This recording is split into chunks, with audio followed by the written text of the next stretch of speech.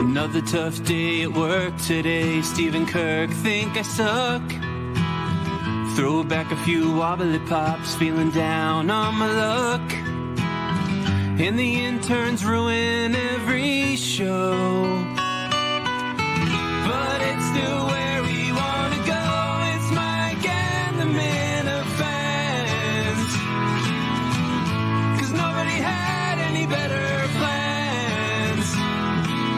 You want to be with DC and R-Rain in a hand. The host can't see, it's Mike and the Minifans.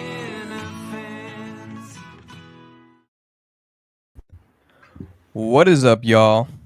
Welcome back to Mike and the Minifans. I am your host, Fax, and today I'm joined by Cinema Lords. What's up, man? What's going on, brother?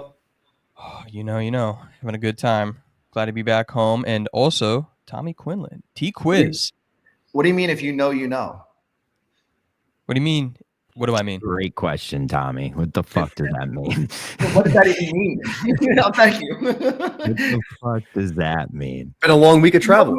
Like what? Like, Yeah. did you guys have like some type of secret thing going on? Like, I know Fax was up here and he was like doing the whole New England circuit. Like, did you There guys you go. have a little thing? Yeah, we hung out.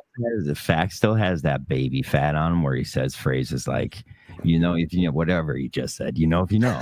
Yeah, see, exactly. You don't even know what I just said. It completely lost your mind because it escaped my mind. Right when Tommy brought it up, I was like, what the fuck are you talking about? Bragging about your throwaway line. I love it. It's okay. You're a baby host. We got it. We're here for you. We're here to help you. We're here to make you better, Fax. You did great this week. I'm out of here. I just want to say I invited Ted Sellers here now for the third time. He couldn't make it because he's a working man and we're pathetic. Bye. I was looking how to all right, bye. Yeah, great job this week. Thank you. Yes, I had a great time. Fun time in Boston. Loved hanging out. And a lot of good shows, a lot of great stuff this week. It was awesome. Awesome week because obviously the biggest thing, you know, Kirk was right. The entire Aaron Hernandez anthology, the story concluded and it was all Kirk's fault. What were your thoughts when you saw that live? Or whenever you did see it, I mean. Yeah, I didn't get to check it out until last night. Yeah, last night. It was incredible though, especially after, I like obviously like everybody else, I didn't know what was going to happen going into it, but then hearing you guys talk about it on the show, what you guys had seen, that got me so much more excited to watch it because now it's like, oh shit, like it's kind of going down the way we thought it was going to go down. So that made me more excited. I feel like to watch it last night, and I think it lived up to the expectations. It was so funny. Young Jerry was my favorite part. Oh my God, that was great. Tommy, how about you? Young hosting, Jerry. It's awesome. The McPhee actor was really, for somebody that's actually worked with Michelle McPhee, whoever that woman was, nailed it. Like perfect. Like to the outfit with the hair over the eye, the accent. Like that was my favorite part. Maybe it's like selfish again because I worked with her. And it was like, Kirk said a couple of months ago, like they're gonna frame the radio show as the reason why Hernandez killed himself, which is crazy. So it's kind of funny too, because McPhee was talking about it back in 2015. The problem is that nobody heard her because she was on a radio station that was broadcasting out to the Atlantic Ocean. So I didn't know that. When she finally got onto a radio show that people could actually hear, it became what it became. Oh yeah, and like, I mean, both feet line. I heard that. I remember where I was when I heard that line. Like little things, like for some reason, like you can't remember birthdays and stuff like that. But I specifically remember sitting in my boss's office in Marina Bay, overlooking the water. It's the first day I'm meeting Michelle McPhee, and she's telling me the Hernandez story. It's the first day. I'm her new executive producer. First day, she tells me the whole story. Yeah, God, she had a scoop, and she couldn't stop talking about it. Couldn't stop talking about it. So too excited. Couldn't let it go. She was throwing hints out there all the time for 2 years. But again, nobody heard it because it was on 1510. Yeah. The other good part about the episode was the lawyer there was Baez. It was over the top, but I all right, I was like, this guy's pretty cool. Every scene that he was in, I was like, yeah. Here's Mama K. What's up, Mama K? Kind of looks like McPhee. Mama K kind of looks like McPhee. Oh, jeez. Don't tell me I look like McPhee. You do. You and her. Maybe it's like the blonde thing, but like you and her kind of look alike. Just Yeah, you were also a blonde white woman. Yes. volume. I'm sorry. My son has been on my computer. I can't find anything. That's okay. We can hear you finding everything. All right, there we go. I need to turn the volume up. I'm late. Oh, so sorry. you can hear us. All right, now I'm better. All right. Mama K, you getting like as close to the camera as humanly possible just now is a very old person move. Very old I person. had to look. Like looking for the volume button. Was crazy. I've seen Mr. Portnoy do that shit on podcasts like a billion times where he's just trying to find the mute or the unmute button. I was trying to find the volume button. I need my old lady glasses. I had to go down and like see where it was. I don't know where it is. To be fair, that's probably what Kirk looks like too when he's using his home computer. It's probably much more of a disaster. Listen, I'm actually very technical, and I'm the one who like starting from when I was like 10 years old was the first person to like hook up the VCR in my house. You know, when they had the first gen VCRs, and I was a tech. I'm a techie. I just, you know, I'm blind. I can't see it, and it's dark in here, and I raced in here. Maybe turn on a light. Do you have lights where you live? There's a lamp on right behind. There you go. I don't want the overhead light. I do not want the overhead light. Yeah, you're muted, John. Wait till you see they can't say, I can't believe that didn't work when I came in. Oh, man. That's right. He gave it an effort. But Mama K, you were there. You were at the live show with all of us. The reaction was pretty amazing to Kirk and Callahan. Three times? 3 different scenes they had, or 4? Yeah, right off the bat in the middle and right at and the then big crescendo. One topped off. Yeah. Oh man, we were just talking about like our individual live reactions, because I just remember when I was looking at it and we were all in the theater, and I don't think anybody in the theater, because we were talking about it before we turned the show on, nobody expected it to be perfectly just like that. Like even Kirk himself said, oh yeah, I thought maybe a few seconds he thought he was only going to get audio, but lo and behold. Well, I don't want to use the premonition card, but I kind there was a dead falcon in your backyard that day. it was a pigeon. No, I kind of thought we might see the radio thing as the right off the bat. I actually was ready for it right off the bat. Just if that episode was going to be the crescendo building 7. Stop it. But yeah, I wasn't surprised to see it right off the bat. And once they did that, I knew we were going to see it back and forth through the whole show, the whole episode. But Kirk's actor sucked. I didn't like Justin. That's normal. Hold on, let me. What is it? You didn't what? What? What did you just say? You didn't like Justin? I didn't like Justin Grace. I didn't think he was good. No, I mean, well, it was obvious that they were just both over-exaggerated versions of the guy. radios. Jerry was, oh my gosh, when he did that last scene and he was like talking like I don't even know how to do that, but oh my gosh, it was so bad it was good. It was so bad it was good. Oh yeah, I mean anyone who had just listened to it, because like I was telling Kirk that I had just been listening to like Kirk and Callahan clips before too, just to kind of get a vibe of what the show was. And then seeing how it was portrayed on TV, and it looked like 2 like college video tech graduates just having a radio show together, because it was just these 2 young dudes just going back and forth. You know, that whole point. When he was on the radio, obviously, that's what made it popular, was Kirk being, you know, edgier and saying what he felt. But just seeing it on the TV like that with those 2 young dudes made it so much more corny. Yeah. Oh, the acting was so bad. It was just so bad. It was good. It was perfect. It's still wild to live in a world where there's somebody portraying Kirk in a TV series, right? Like that we all like sit back and like realize like forever there will be a Kirk Menahan on FX. On IMDb. On IMDb. Like that's a credit. That's not actually Kirk on IMDb. As a character, yeah. It's still fun. It's just he'll probably get an IMDb one day. I can see Kirk ended up in a movie. Like I could see him as an actor, right? I mean, John Depp probably has one, right? Tangway does voiceover, a little more so, right? Tangway's been on screen a couple times. He's like a news anchor. What the fuck was that in? Oh man, that was like last year. I can't think of what it was, but he like played a news anchor. Tangway? What was the Tangway movie? I don't know. I have no clue. I know I'm almost sure someone in the comments knows. Yeah, And somebody definitely Dennis and Callahan were in the Farrelly brothers, so they have probably IMDb's. Okay. So yeah. Then it's only a matter of time before Kirk gets his own personal credit rather than just a character. He's Knives Out. Thank you. Knives Out. All right, there we go. Oh, that's right. He was on that. That's a good movie. I And like that. possibly Don't Look Up. Oh yes, I Mm. think I remember that one too. That was a terrible movie. Sorry, my cats are. Went out the cat window. Man. Oh, look at that. PSA says, glad to see Fax made it back to the closet safely. Yes, I did. It's nice and comfy in here. And he's I awake. feel at home. Yep, and I'm awake.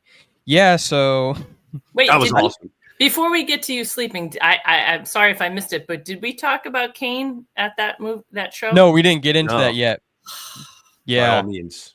because Mama K, you came up to me like before the show started, and you're like, "Are you gonna get Kane to shut up? Because oh my god, he keeps talking." And I And then I told said, you. I don't said think it anyone to can. Dave and Justin too, and next thing I know, Kirk is telling him to shut up. So I was very grateful. Yeah, I know, but he kept going after that too, though. He Well, you got were told to sitting right next to him, and I was sitting across the aisle from him, and I was like, "This is not good if he's going to be heckling." And he didn't even make it through the whole episode, though. He was there through the whole trivia. Like Kirk said, he was screaming out answers and saying, "Oh, Kirk, did you get this one? Oh, here's the answer, man. Oh, you should have got it. Oh, come on, man!" Like the whole time. I've been to a lot of KMS shows, and I've seen a lot of drunk, obnoxious people at all of them. It might have been the most obnoxious performance by anybody at any KMS show ever. Oh wow, that's saying a lot. That is Wow, I was saying gonna a say lot. that seems to be saying a a high lot. bar. I mean, to the reach. vicinity that I was next to him for the whole time. I mean, I had Mix Brothers behind me at the producer search. I had one of the Matawaskas. There was someone who was heckling right next to me, but You were next to me in Portland, weren't you? For the guy that kept saying like fag and gay and shit. yes, Like he said it like 100 times. I don't know. They're Obnoxious always is right near all me. hell. But that was like short-lived though, Cinema. Like he got kicked out pretty quick after like the third comment. Yeah, I was gonna say it was. Yeah, it was. I mean, I was right next to him, so I probably heard a little bit more than you did. Yeah. But it was like obnoxious. Like I remember, like when that guy was like Kirk had like pointed at him, I was like, oh, thank God. I was like, please kick him out. And sure enough, he did. I was like, great. Let's enjoy the rest of the show in peace. It's just being so close where you hear all the running commentary and under the breath stuff, and well, never under the breath. It was always like loud, but and I'm like I want to like Kane. I mean, he invites me on his show all the time. I don't want to be like a hater, but dude, that was fucking embarrassing. Like, stop. That was so bad. I feel like he gets on people for being annoying too all the time. Hypocritical. I know it was. I mean, yeah, Kane's fine, good guy, but oh my God, that's really all it was. It was just like, dude, shut the fuck up for like 5 minutes. 5 minutes, 10 seconds. Jesus. Yeah, crazy. But a good time overall. I mean, it was fun meeting everybody and kind of like being able. That was like my first exposure to Minifans other than just the internet. So. And you are shorter than I thought. Someone said Yes. that before that. I don't know who it was. I read that beforehand, and it was true. Can I guess your height? Yes. 5'6". Close. Very close. 5'7", so just like an inch. So I would win on The Price is Right. Yeah. You got the under. So, but yes, 5'7". I did not. Thank you, John. John's on his Come game. on down, T-Quiz. John's in his bag. Oh man, Great panel tonight. Great panel. it is. We're killing it so far. But yeah, I am shorter than people thought. I guess everyone thought I was tall, but no, I've said multiple times, yeah, I'm short. 5'7". No, you give off short guy vibes. You Yeah, give see, off- that's what you had said before too, because you were the one who had said that last time, and I was like, all right, there you go, that's something. And then John was like, oh, I thought you were like a lot taller, and I was like, no. But everyone saw it. Well, not everyone, but the people who did see the Beanbag Ron versus me matchup yesterday. Quinlan, I don't know if you watched it or not, but I did, and I have a PTSD from what Ron did to me, and actually really have not recovered from that game. I really just that's probably one of the most embarrassing things that has happened in a while. Probably since I outed myself on Kirk show. That was really embarrassing. I have to be here for this. Sorry. John came and laughed at you, Quinlan. He just like literally popped that in was to just laugh. by chance. I came in and laughed at your gay, Quinlan. Sorry. It felt deliberate, John. I don't know. No. I have a bunch of gay friends, dude. Don't worry. Well, yeah, but there was. Minifans don't put on good basketball displays. I only came in here for the 900th time tonight because I too played a Minifan in a basketball game once to 21, and it ended at 4 points. I said the fact even put on a good show, it would have been the first Minifan sporting event where it was a close game. It was. There was no basketball Minifan event where it was ever close or like a good sporting event. So you know what would be fun? You know what would be fun? And I know it's like kind of ripping off what Big Cat and them did, but it would be fun to see like a KMS Olympics. And I know they're trying to figure out the Amazing Race stuff, but I think in like the late summer, and that's something I would be if I'm invited.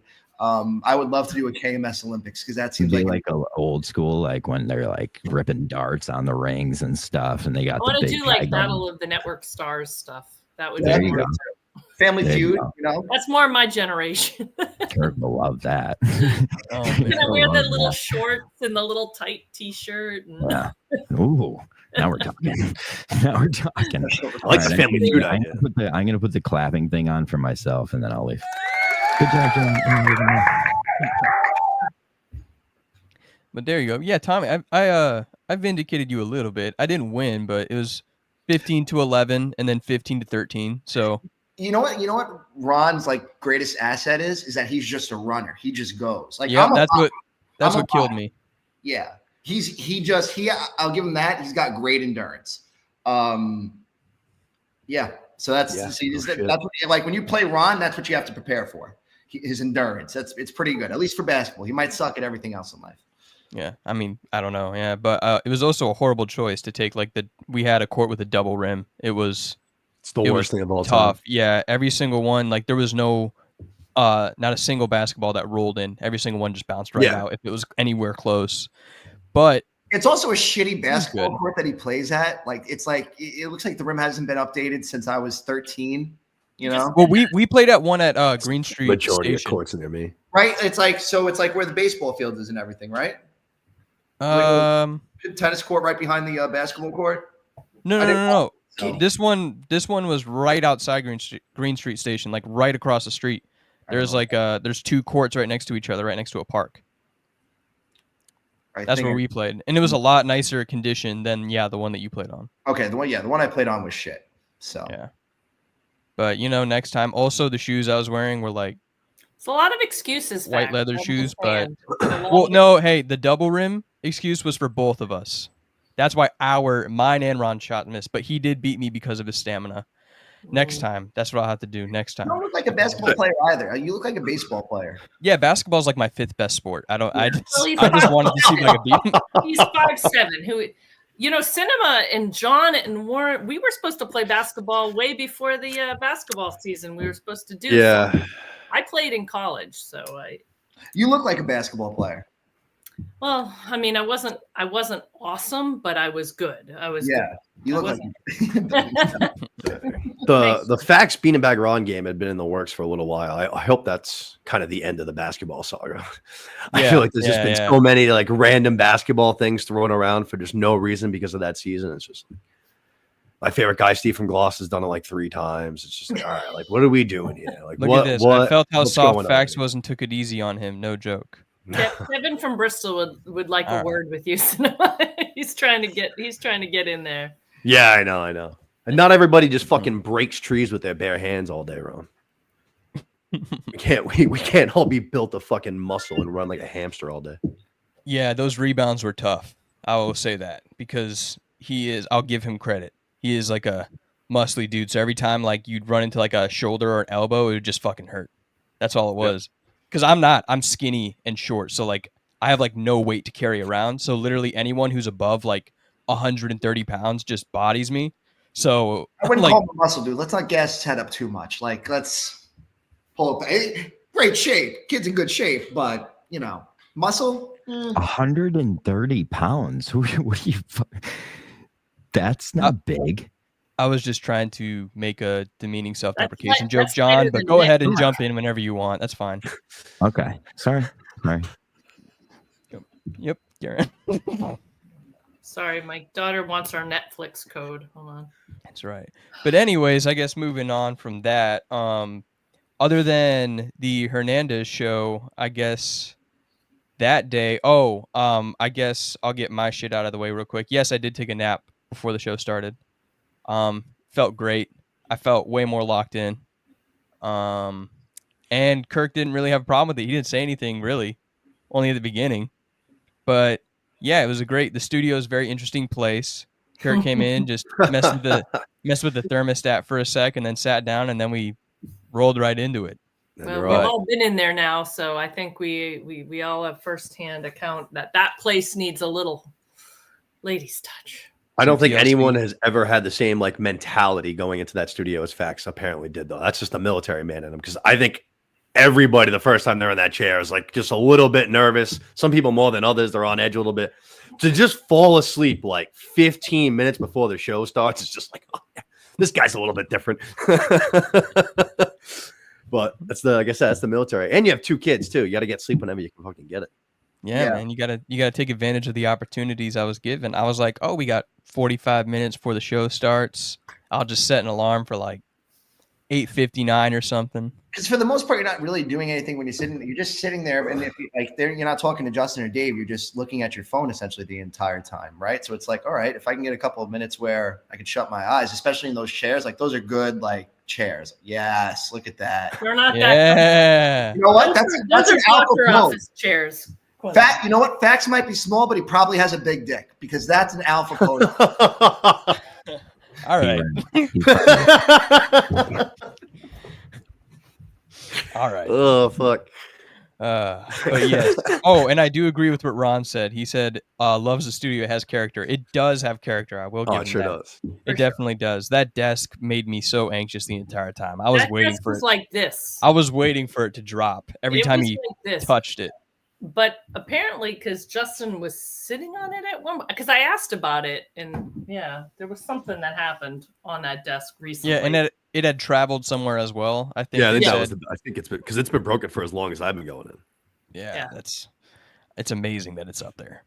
But yeah, it was fun. Ted is awesome. Dave and Justin, super nice people. Had a great time. So I was very happy I got to go up there. And then, of course, after the show, Cinema and I got to hang out, meet up, get some brews together. Had a great time. Great time. Yeah. But, yeah, Boston's a cool place. Never been to the Northeast. Definitely going to go again. Definitely. Yeah, like I said to you that day, you got to check out outside of the city. I mean, yeah. If you're a city boy, then obviously, yeah. But like I said, New Hampshire, Maine, fucking a lot of green, a lot of mountains, a lot of rivers, a lot of little lakes. It's nice. That's very boring. It's very boring. Well, that's what I like. I like that boring. I like that relaxing boring. Yeah. I would go. I can't do. Maybe that's why, like, part of the reason why I don't click with some people is because I prefer the city life over going. Like when Kirk talks about, like liking to go up into the woods and be isolated. I can't imagine living like that.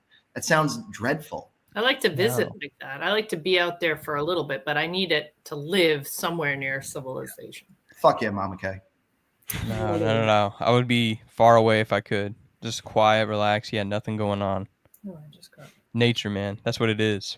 Yeah, I'm not telling you to go live up there, but if you can go check it out for. Oh, I would definitely go check it out. Yeah, yeah, I would absolutely love to go check it out because I love the nature that I've seen. I really want to experience it in person because I've seen a lot of cool like pictures, videos. Sometimes people shoot movies or TV shows up there.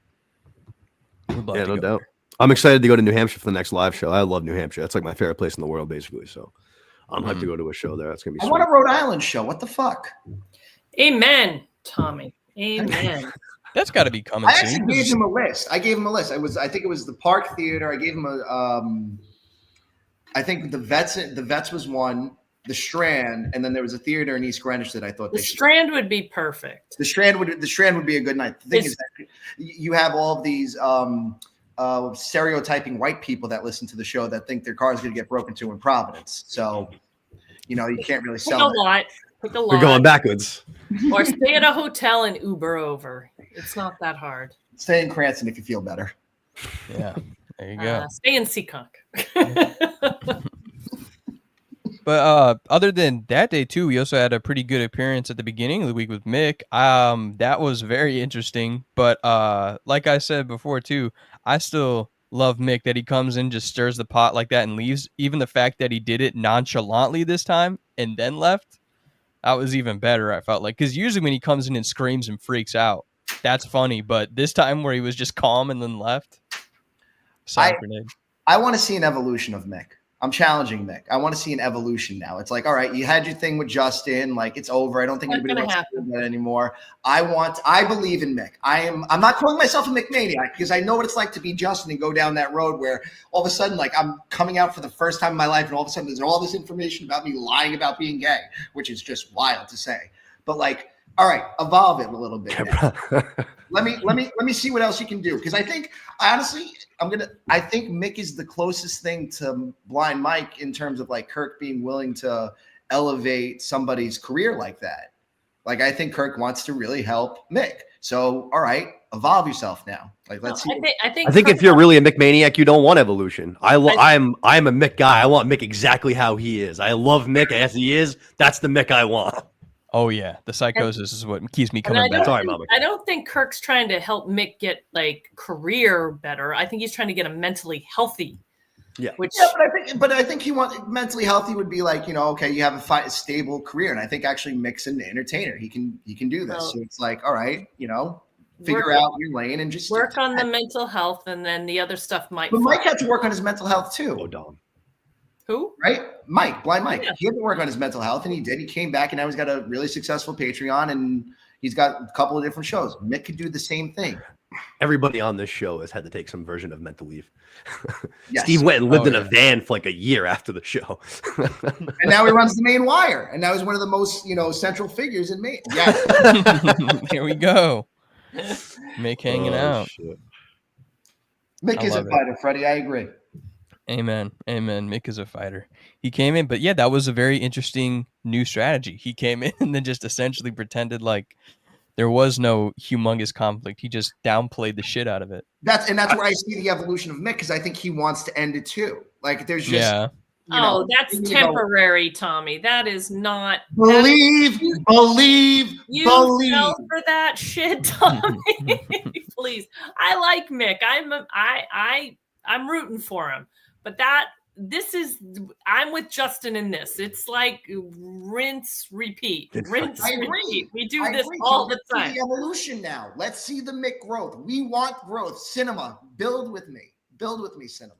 I was just glad to see Justin like stand his ground about something like really like hard for once. I was like, oh wow, like this means he's really over. I'm proud of Justin on that. Yeah, no, it was good to see. It's good to see. Different side of Justin, but that's true. He finally picked a spot and he stood on it. I respect that. He obviously got that from his therapist, right? When they're not talking pats. Hey, that guy gets a lot of shit thrown his way, and apparently he might have done well on this one. He might have gotten a nice pat in the back this time. Yeah, a little more progress, standing for on real. Business. Maybe we misjudge this guy. Maybe the fences can still be mended though. I feel like before we get to like halfway through next year, they'll be back to fine. Just I get it. Like right now, especially with the way that they're going back and forth, but Justin's a really nice guy. I'm sure Mick will kind of calm down in regards to specifically Justin over the next few months, and they'll kind of get back to a good square. I don't think it's permanent. I don't know. Justin is like the sweetest guy, like you just said. He is the sweetest guy. He is. So for him to like not like somebody, I feel like is like fuck. You got to understand. Justin's got his own mental health challenges, right? And you have someone who went on this trip with him, and I'm taking Justin's side on this part right now. I'm going to play devil's advocate, and this kid is like fine the whole trip, and then as soon as it's over, it's like fuck you, you're a racist, you said the N-word. Like you got to be like, what the hell? Like that came out of no. I wouldn't get worked up as much as Justin, just because I would just be laughing. His opinion wouldn't matter to me, but I would be like, what the fuck's your problem? So I get it. Like that would piss pisses me off in some I guess degree. it's different in that situation too, where it's like, all right, I've got to defend myself a little bit, and it might come off like I'm looking sensitive, but at the same time, what am I going to just sit there and take it? Like, it's damned if you do, damned if you don't in this world. Oh no, I'm glad he stood up for himself, because he has a history of not standing up for himself. So like Cinema said, I'm happy he did, but and I definitely think he's justified in being pissed at Mick. I mean, he probably needs to release the anger a little bit just for his mental and physical health. But I 100% understand why he's pissed, for sure. I'm more worried about Justin's physical health than his mental health. I think Justin's out. You talk about evolution. They go hand in hand, Tommy. I think they go. Okay. You know what? Very true. You're the mother. It's true. Physical They health, go mental hand health. in hand. Yeah, they are. And the zit too. It all comes. It's all like. Get on the Accutane. Get on the Accutane. The Accutane is life changing. I did Accutane. Do it. It's life changing. No, I already told him the simple solution is like you just get plain ivory bar soap, and then you just get isopropyl alcohol and dry the shit out of it. It goes away. It The doesn't problem work. with Accutane, Tom, is that my son did this. If you already have some depression and anxiety, it heightens it. Sure, but you have to drink. All right. So in my experience, and I, don't know my level of anxiety, 'cause I just don't know what to degrade. You just got to drink a lot of water. You just got to drink a lot of fucking water. That doesn't necessarily change things. All right, but did he kill himself? Did your son kill himself? Not to get into it, but he had some issues. Yes. I guess it's like it all comes back on monitoring it. Like they tell you not, and okay, don't give me that one. Everyone's like, all right, Tommy, come on. You dug yourself in this one.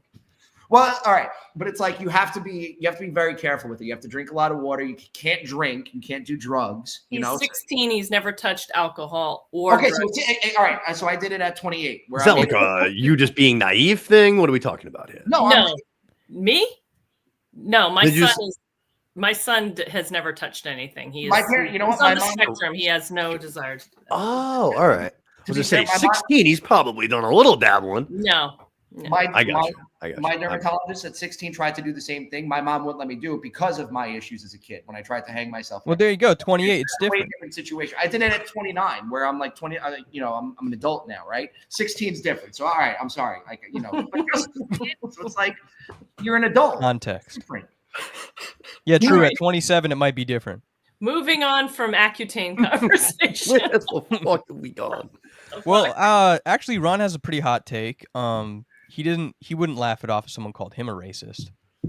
There you go. That's good. I mean, for me, the way I looked at it is like people saying different things affect people in different ways. Like if Mick had put on Twitter like, "Oh, Fax's grandfather owned slaves," for me, like that wouldn't really bother me too much. I would kind of think it's funny because it's so ridiculous.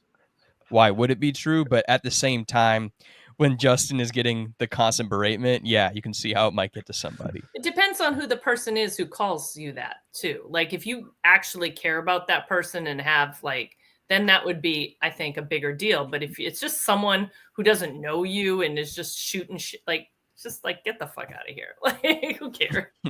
Yeah. But again, it's where it depends on your mental state too. Like they have some history already, so. Exactly. And I think that's what adds to most of it. But, we'll see. We'll see what happens. Mick did say he's never going on again, but we'll see him again probably in a month, if not less than that. January 6th. I'll say after the new year. Yeah, I'll go after the new year. Okay. Yeah. I think it makes it before then. 2025. It's got to come in for I think he'll be back before the new year. Yeah, for like a Christmas special or something, something festive. Get everyone together. Christmas with Mick. A Mick Christmas. Bro, he might be here tonight. There you go. Earlier today. Get my boy in here. Get my boy in. If he was smart, he'd be working on that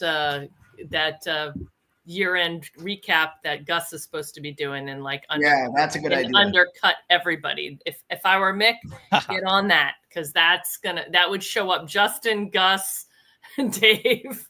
Gus talking about leaving the world. Where is Gus? Gus got a promotion at Amazon. I saw the video.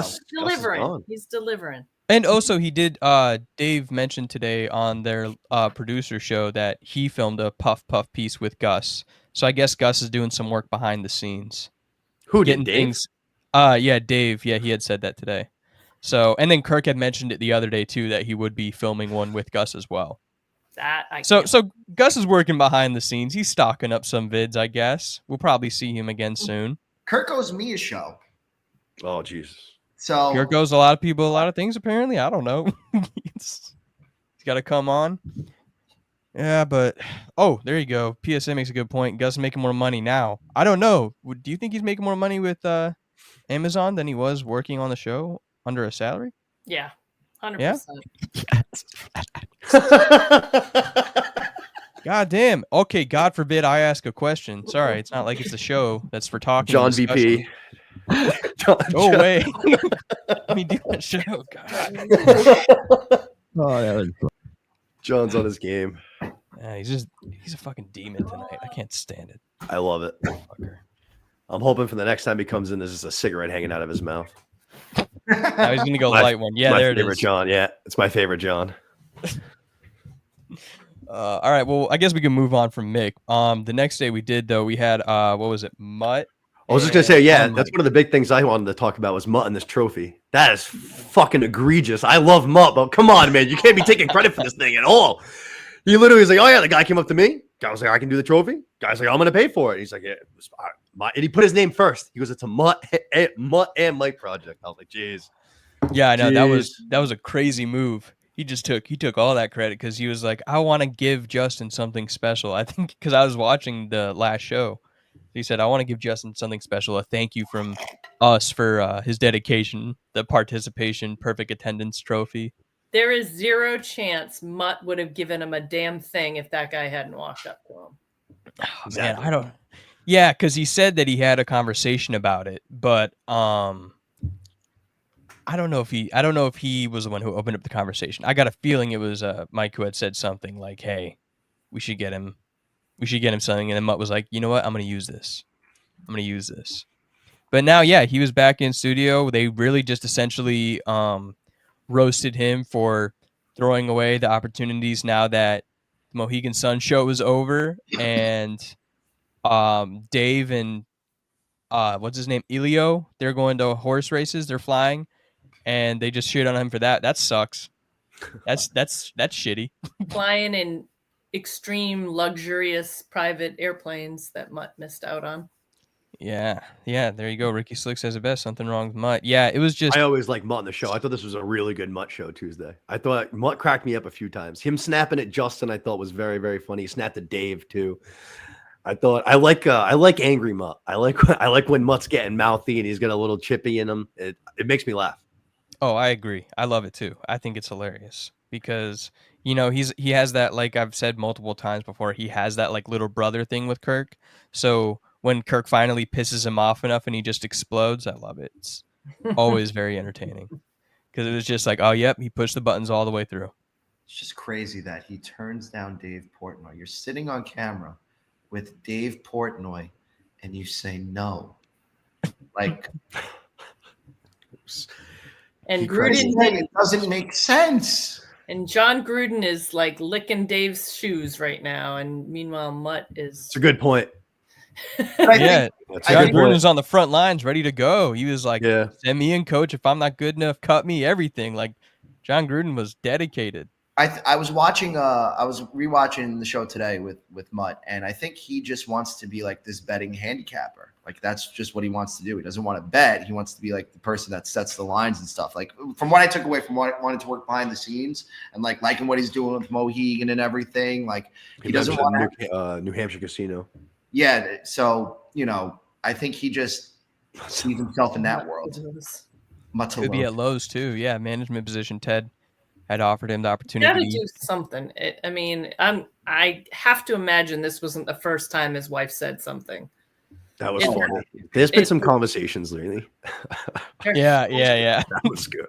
And then when Kirk asked if there was a hard date, he's like, "Is there a hard date on getting a job?" And Mutt's like, "No, I'm not gonna put that kind of pressure on myself." That was hysterical.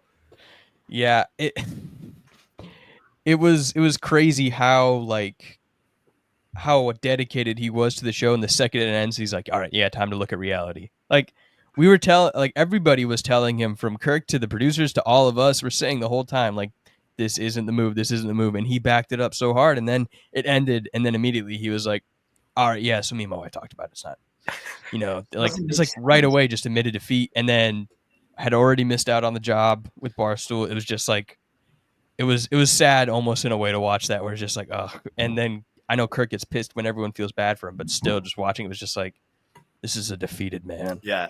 Dave said it like at one point, he goes, he's our Mick. And I was like, it's a good tie-in, Dave. Well done. Oh, and then PSA says Mutt could do that same show at Barstool with Montante or whoever else and a producer. Too late for that. Yeah, that's that ship seems to have sailed, but I think Mutt and Montante would actually be entertaining. For sure. I think that would be actually really good. Obviously, they talked about doing something, and everyone was on the same page of like, okay, that would just be another network show. But it would still definitely be entertaining. I would like that. I like Montante, and it's a perfect compliment. I love Montante too, but the same thing, and I forget who said it. I don't remember if it was on the main show or wherever I heard it. But Montante has also got. He's had the opportunity. He was on Newsmax with Jerry's show. Like he had some juice there, and he just let it kind of whittle away as well. So the two of them, the underperformers, maybe they could call it, or whatever. I mean, I don't know. It doesn't pay. Like if you're in sales and you're making, could have been, $80,000, $90,000 a year. Do you want to like take a $40,000 pay cut to? Well, you can do it. You can do something part-time, or you can sell on. I mean, you can still make it be a gig that you're doing on the side, like and work your juice up until you get somewhere with it. If you want to do it. If you're doing a daily show, right, it's impossible to really keep a second full-time job, especially if that show is like 9, 10 in the morning. But it doesn't have to be daily. It could be. If he's working for Newsmax and he's got to do a Monday to Friday show. I'm not even saying work for Newsmax full time. I'm just saying he had that on his. Nobody else is going to hire him. Well, I'm just saying he had that on his resume. If he wanted to go that route, he had that on his resume. He could branch out and could have used that, to carry more momentum. Use that as a launching pad. He chose not to, and that's his own thing. He's probably making some good money right now if he's not gambling it all away. But he had that juice, and just like Mutt had that juice for that split second with Barstool, and just let it. So. Well, Montante could be selling for Barstool within the next year. That seems possible. It doesn't seem like it would be out of the question. Well, yeah, and like PSA's point, he said quit his job in a millisecond if Barstool paid him 60 to 70% of what he's making. Yeah, I mean, I'm sure there's a lot of people who would do that because there's a chance. Like I would do that. I'm not ashamed to admit that. That's not bad to admit at all, because it's a cool opportunity and you get a chance to increase your revenue as you go along. So an opportunity like that, and Mutt not taking that, I think that's what everyone was frustrated with because of Barstool versus other places. How much freedom it gives you to kind of do your own thing was kind of like the big selling point. Like Mutt could literally just hop on there with Dave and Elio off the bat, and then boom, he has his little Mutt Stack subscribers. He has all of this going, and so when everyone saw him just reject that, especially with solely depending on the Mutt Stack for revenue, it was crazy. But here we are now. That's essentially over. He went to UConn. You go to UConn. You're a midday host at WEEI. You get morning drive at WEEI. You can get a job in broadcasting. What's going on? Like, why, Mutt? Why? He's not flexible, Tommy. He's not flexible. Yeah, that's a problem. He wants one specific thing in a specific place doing a specific thing. And if he doesn't get that, he's just going to. But he's good. He's good. Like, why, Mutt? Why? You're wasting it. We'll just enjoy him on KMS. It's fine. It's a good mentality to have, Mama K. There you go. Yeah, we'll enjoy him at KMS, run into him at Lowe's. That's all we can do is just enjoy him. Ted Sellers yelling at him. Oh my goodness. Yeah, Ted was great. He had a fun time, and him going through that interview process, saying that he would want to interview him, that genuinely would be awesome to see. Oh, that'd be great to see him do that. That should be like a video that they should get together and do just for like the network. Like that's something that'd be so fucking funny. Just like a fake interview. They do that for one of the live shows. New Hampshire's coming up. That'd be fucking great. Oh yeah, like a training day, except it's just Mutt at Lowe's. Yeah, something Yeah. like that. Like Mutt gets a job at Lowe's. Fucking Maybe what was he can that go old? He can go with Gus, and they can do Gus and Mutt works Gus together. and Mutt. What was the fucking undercover boss? Fucking Oh do yeah, that. there you go. Ted Sells. Send in Kirk as the undercover boss. Ted would have to have hell of a disguise though to really get undercover. I think he's pretty noticeable. He's got some features that kind of like stand out.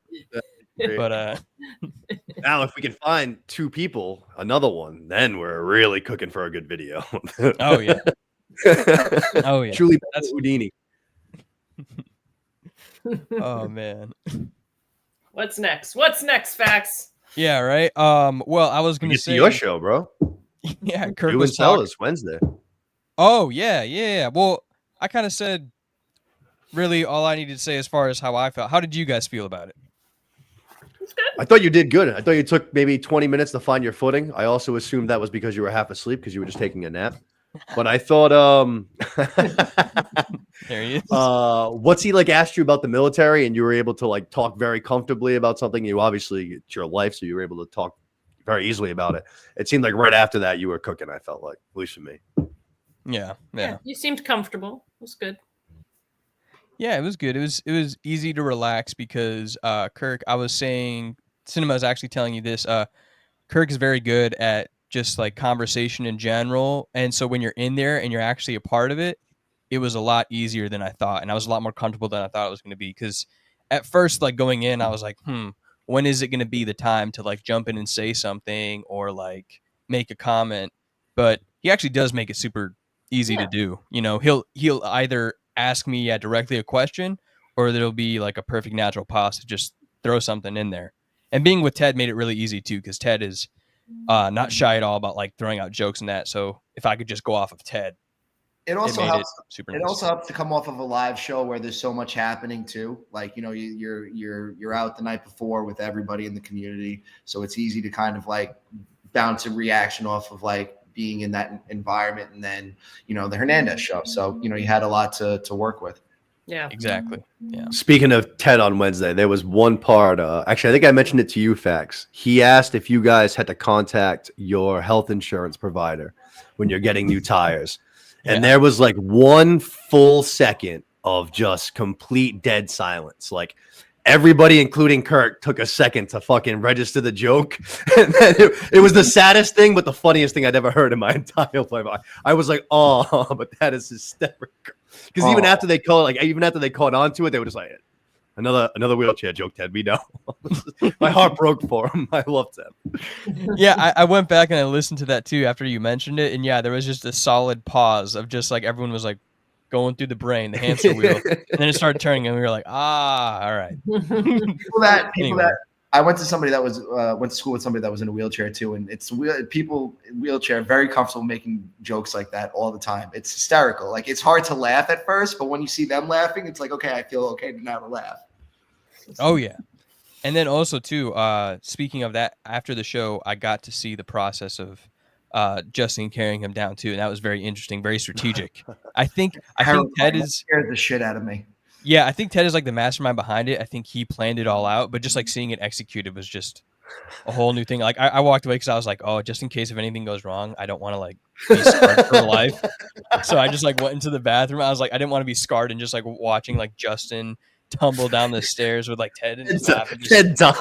Two limp bodies of just like Justin and Ted. You weren't like, gonna be there to help. No.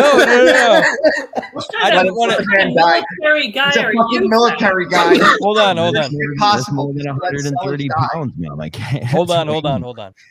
Oh, Shut fuck. up, John.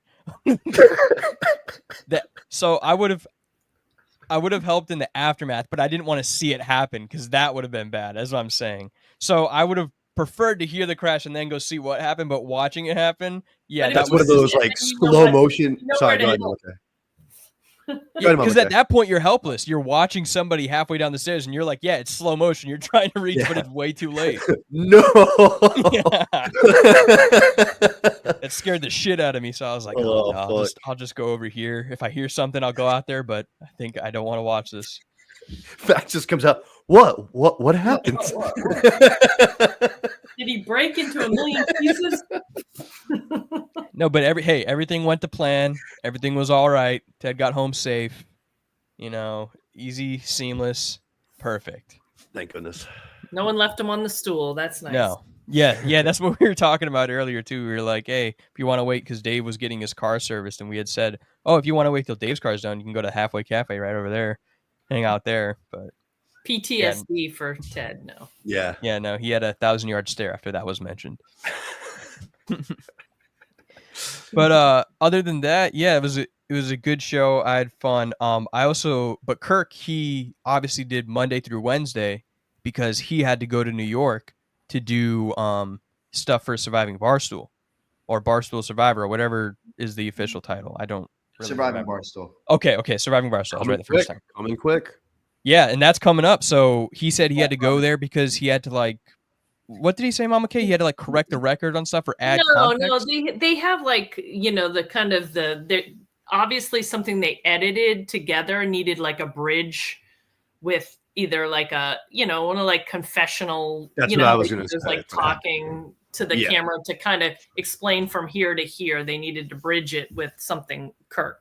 It's got to be a big enough moment that they had him go down to New York. Yeah, it sounded like there was a couple of people doing that because he wasn't sure if he was talking about someone else being there. He's like, I don't think he's going to be there, but there's a couple of them doing that. So I'm sure, you know, when you're trying to edit all that hundreds of hours of footage together, certain things don't make sense unless someone is there to almost explain it between this and this. So okay, yeah, I guess that makes a lot more sense. That behind the scenes, like, oh, so we were here, and Right. I thought that or just blah, like blah, blah was explaining gonna do it, this. like, yeah, you know. So he's looking for this idol, and all of a sudden I walk in, and you know. Yeah, exactly. Okay, that makes a lot more sense. I completely forgot that that's like a part of like almost every single reality series, so that does make sense.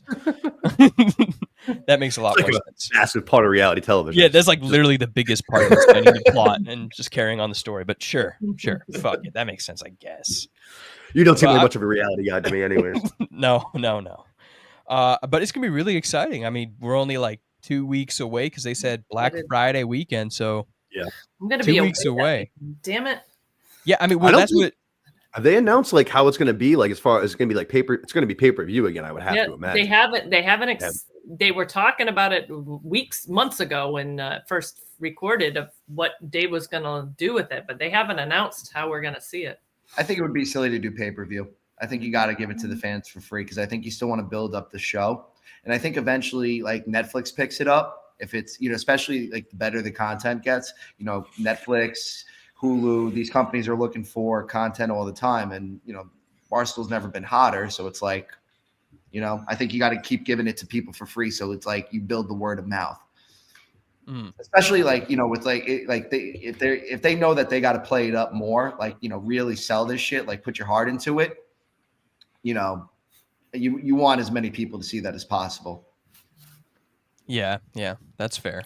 I mean, I'm sure a lot of money went into making this show, though, too. I was gonna say it probably helped too that they had like DraftKings this time around as well, because that probably helped like soften the blow a little bit.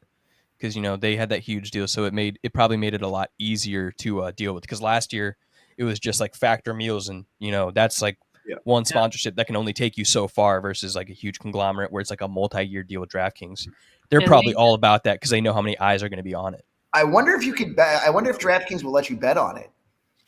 That could be an interesting wrinkle. Yeah, that would be cool. Like, might be tough though with everybody on that show knowing the outcome. I don't know. That's you're trusting a lot of people not to try to leak that information to a loved one and say, hey, bet on so and so. You know, it's not like it's live happening. It's true. You know, there could be some like sketchy motherfuckers behind the scenes. You know, someone's, you know, someone who got eliminated early is going, all right, you may want to bet on so and so. Yeah.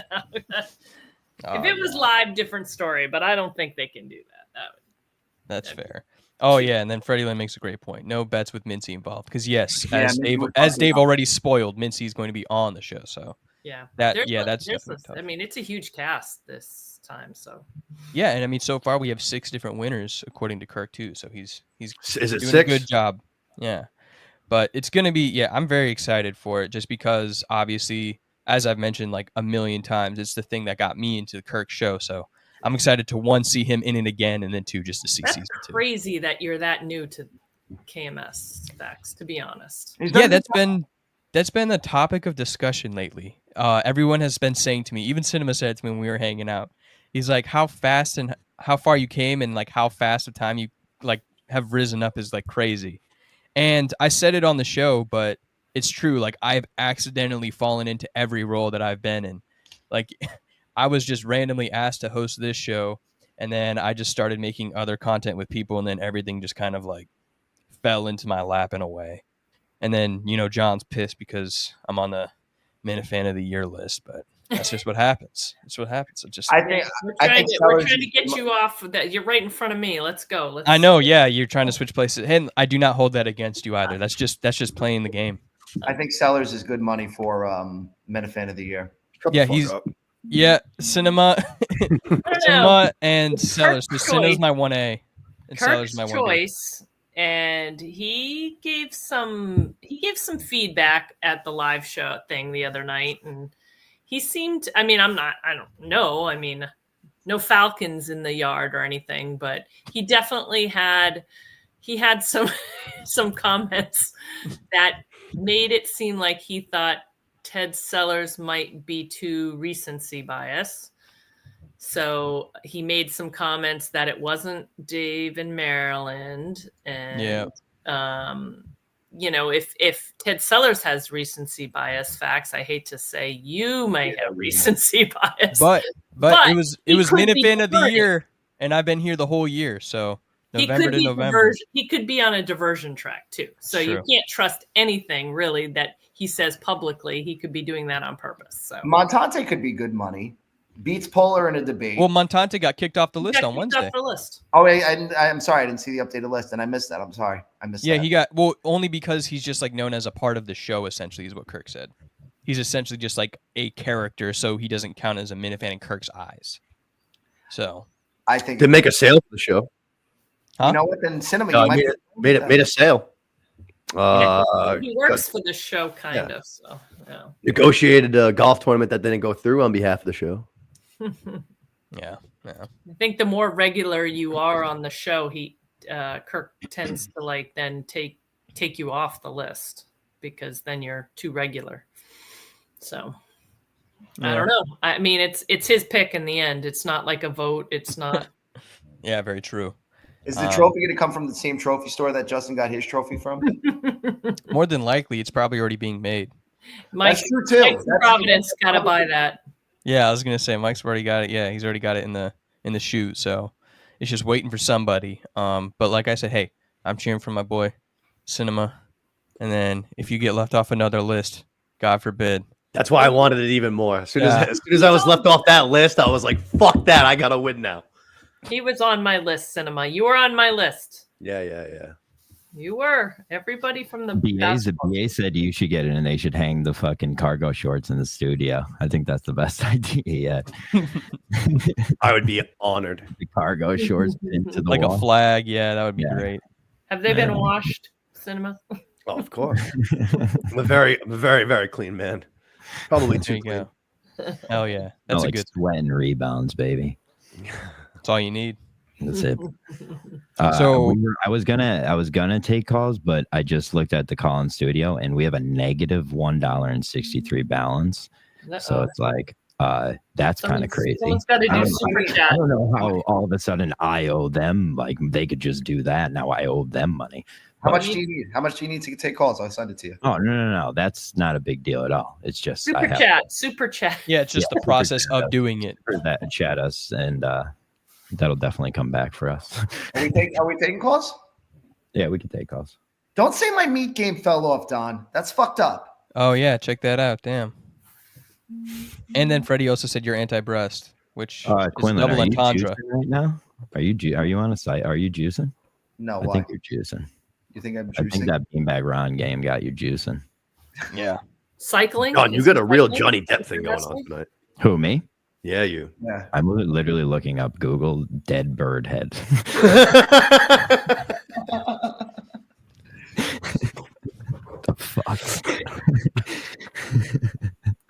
what? We open up these lines or what? Yeah, we're opening up the lines. All right. The lines are going to be opening up. So if you have any questions, comments, or concerns. Apparently, you have to pay our maker and then add money. Oh, okay. We have to pay our make maker $35 at a time. That's such a dickhead move. Dickhead move. Very dickhead. Did we discuss? Yes. Hashtag Curtis. We already did discuss my performance on the BBR network. I thought it was a valiant performance. Anyone who disagrees didn't watch. I just wanted the score. I didn't have time. Kept it close. I was going over the tape today, and I was just like, "Damn, I just shot a lot of threes." I was gonna watch a little bit of it today, but Beanbag Ron said it sounded from him like it was a certain win. I didn't know it was such a close game. It's good to hear that it was a close game. Yeah, it was 11-15 for game 1, and then 13-15 for game 2, because there was no game 3 because I choked it game 2. I had a lead by like 6, I think, or something at one Was he point. just killing you on rebounds? And guys like that. And that's why I hate one-on-one, because it's like, all right, I just played all this defense and now you're just gonna fucking run over there and get a fucking rebound. Fuck you. Also, that was my first time playing basketball since like 2022. All right, so I probably should have practiced a little more. That was on me. No, I went into my game the same way. Again, so many excuses, facts. I'm hearing excuses. Mama K is right. I think you put up a good game. You don't need excuses. Well, yeah, but I'm also disappointed in my. I'm disappointed in my performance though, so I need excuses to make me feel better. Yeah. There you go. PSA's got my back. Appreciate you, PSA. There you go. Good man.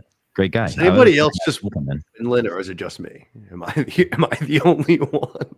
Only one what? Watching Quinlan. Oh, he's doing protein shots and swinging them around in his mouth. I think Jay immediately asked, like, no one else is watching. Dude, I follow Tommy Quinlan on Instagram. This guy's swole now, dude. He's huge. He'll beat up any of us. Merchant's Mouse, I do know what double entendre means. It's one phrase that means two different things at once. I just gave him. You have like you do have this like southern innocent charm about you. You know, like that, like Southern. Tommy, are you hitting on facts? I'm from Wisconsin, Tommy. You know that, not my type. That's true. He did already say that. He likes them dark and what? I forget right for now. Men of color, Mama. Men of color, dark. I know you're from a different generation. Men of color. Men of color. I was trying to remember exactly what you said. You said dark and stormy or something. You never said dark and stormy. I literally never said dark and stormy. That line has never come out of my mouth. It's a great line, though. It is a great line, and I kind of want to pretend that it did come out of your mouth. Let's just run with that narrative. Dark and stormy. That should be the name of the next James Bond. Actually, I am going to a gay bar later, Charlie. So yes, I'm going. You know, Ego, Mama K. What, to the gay bar? Do you know what Ego is? I was like, I have been to a gay bar, but not at this time of night. No, I tend to not go into Providence very much anymore. Typical white person. I used to work in Providence. That traffic is. I will not go in there. You live in fucking Rhode Island. There's no traffic. It's 10 minutes, if anything. Have you are like the most delusional human being I've ever met.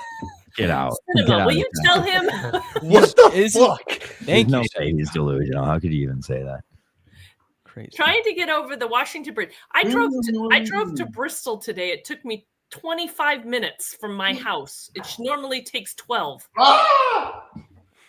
No, you act because you don't have a car, Tommy. You probably just freaking, Uber around like every other gay guy. There it is. Whoa, I don't even get that. What does that even mean? What does that even mean? Too late. You just got Ubered. Yeah. You just got Ubered.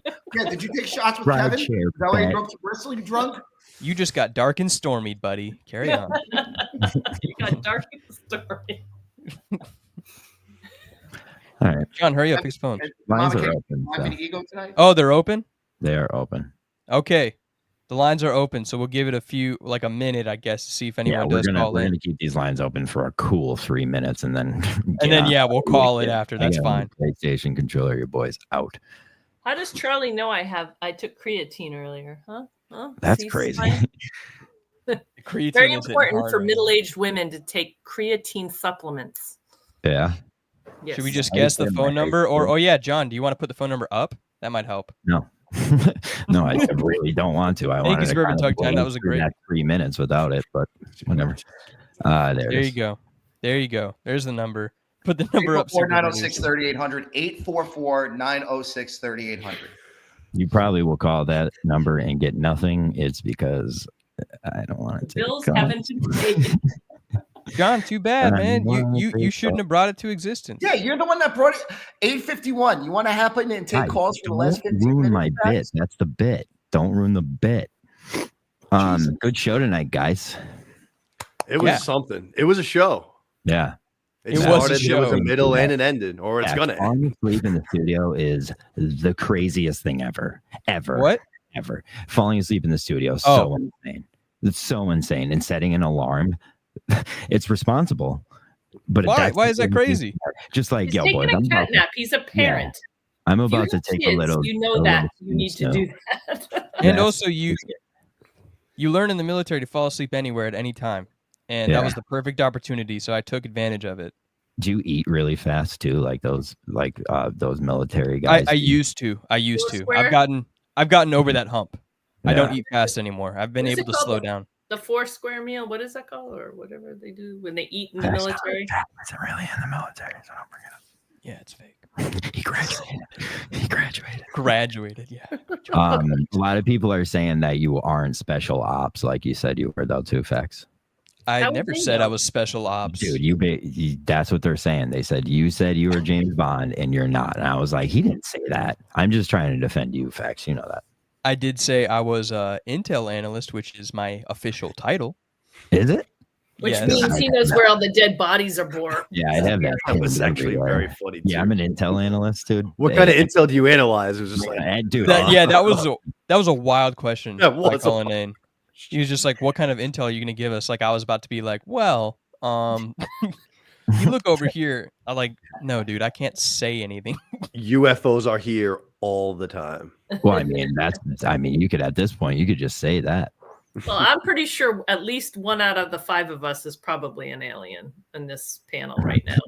Not saying who. I'm just It's saying. probably Tommy Quinlan. Yeah, it's all my money's on Tommy. It's probably Tommy Quinlan. I Good for didn't him, say so. who. I'd leave it to you Good for him. guys to figure that out. Dude, good for the aliens. They fucking suffered too long.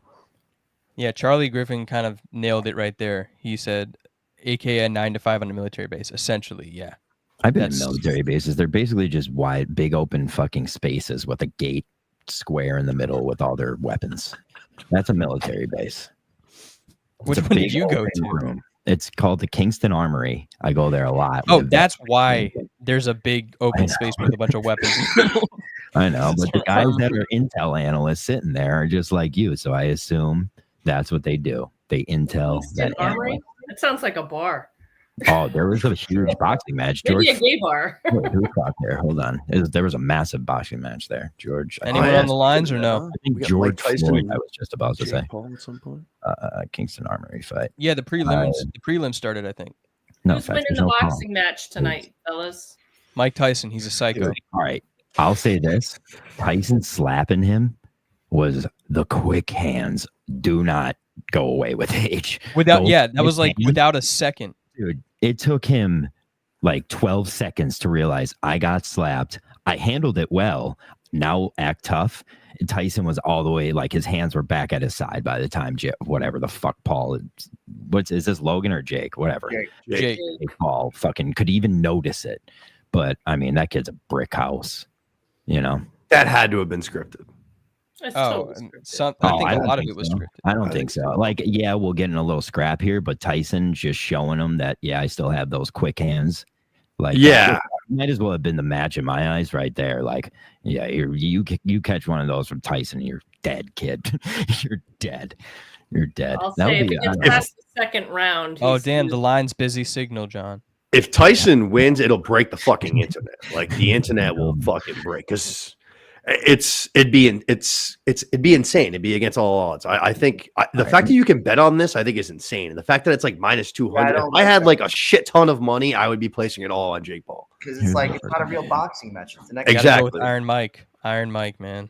like I believe. will Trust say- me, I want that to happen. That'd be awesome. Facts. I would love for that to happen. I don't see a world where that's possible. Tyson Hope I'm might be might be the second greatest boxer of all time. Ali's going to be one. I think I actually Tyson. got Well, yeah, kicked and out even of Tyson my- says that. Yeah. I got kicked out of my sophomore accounting class in college because of Mike Tyson. We would just sit in the back and watch Tyson clips, and we would just like laugh out loud. And our teacher would get so mad at us, she like legit kicked us out of the class. I've never been kicked out of a class before. I was like, fuck, like that's embarrassing. And then I had a girl I went to high school with yell at me because of how we acted in that class, and I was like, bro, you're supposed to be on my side. She's like, you can't even take college seriously. I'm like, no. Why would I? Fuck, dude. Rupp. I don't like PSA calling Tyson a senior citizen. No, and it, He is pretty P- much. At this but point. PSA He's is only making a 5 years point. older than me. Shut up. Yeah, but PSA is making a point that guy might actually die. That's what I think is going to happen. This I is think the Mike number Tyson you're is gonna going to call. knock out Jake Paul and then drop dead in the ring. I think there's just going to be two That'd be deaths. sick. That'd gonna be give it- awesome. Exactly. He's going to go out like a champion. Like I at the wonder end how much of longer people are going to get fooled by this kind of a match. the though. end Like, of the this is like Tarantino in movie where they Psycho. all die. This is like Yeah. in Psycho at Rough and Rowdy, where it was just like, oh, my shoulders. Like, I hate these kind of like They're hoaxes. gimmicks. They're bits. Yeah, there's a gimmick. That's exactly what it is. Nailed it, Tommy. Fuck yeah. Fuck Yeah, you. there we go, Tommy. Yeah. What a It'd way be to great end. if Tyson just like revolts backwards and just like loses his Tommy's shit and just just tries standing to out of like his bite soccer. Jake Paul's Good, neck we or like something. it. He's going to though. What are you saying over there? I said it's good. We're here in different sports besides soccer. It's good. That's what I do. Yeah, soccer. I I sucks. messaged. Listen, I hate- used I'm to a suck soccer and I was queen. like, I It's know. national bye week. Portugal won 5-1 over Poland today. Ronaldo scored on a penalty kick. You guys want to Whoa. talk soccer? We can talk some soccer. that We was can talk fast. soccer anytime you want. Let's go. Little Liverpool. I'll talk about Liverpool. Oh my god. All right, everybody. Thanks for watching Mike in the minutes. No calls. Those are Menace dead. isn't here. I kind of wanted to do this just to see if he would come on. Also, Montante would come in, but I don't know. We just hang out here for a little bit. I did barely any Mike or meeting of the minds this week, and I didn't do enough shows, so I have like an itch. I know. I apologize again for That's that. why I was just being mean to Facts all day. I deserved it though. I have no more friends I'm allowed to get my anger out on. Facts is all I have left. That's true. Till the end. Till So the end, I'm baby. a loyal guy. Yeah. I got you. No one Mhm. can turn you. All right, friends. Oh. I'm gonna bail. See you, Mama K. I'm I'm on. okay. Thank you for hopping on. It was a pleasure, Oh. Mama K. Thank you very much. See you later. Bye. Quinlan, what do you got going on tomorrow? Live event, huh? Live event, Rhode Island FC taking on Charleston Battery in the USL Championship Championship Conference Final. Oh, Wow, that's a lacrosse. mouthful. Yeah, I'm the play-by-play announcer for the Rhode Island team. Dude, so. the kid that I think runs the Premier League social now is a kid I like have followed. Like he like went from literally like the ground of that company and worked his way. Like they rely on this kid now. That's fucking lacrosse content. Those lacrosse people are crazy. It's all just like rich white Jersey people. Yeah, That's really what it is. and Maryland. There's a lot of rich Yeah, white Maryland. Maryland kids. Yeah. And Virginia. Like it's like really, honestly, lacrosse is only popular in one section of the country. Yeah. That's about it. Yeah. Nobody else cares about lacrosse in this country. It's Very kids true. from Long Island, Too? huh? Do they play it up in Canada too? It's a big Canada thing or no? I don't think so. Lacrosse, no. No, I think even like something like field hockey would be more popular in Canada than lacrosse. Really? Look, It's more popular Bitches. worldwide.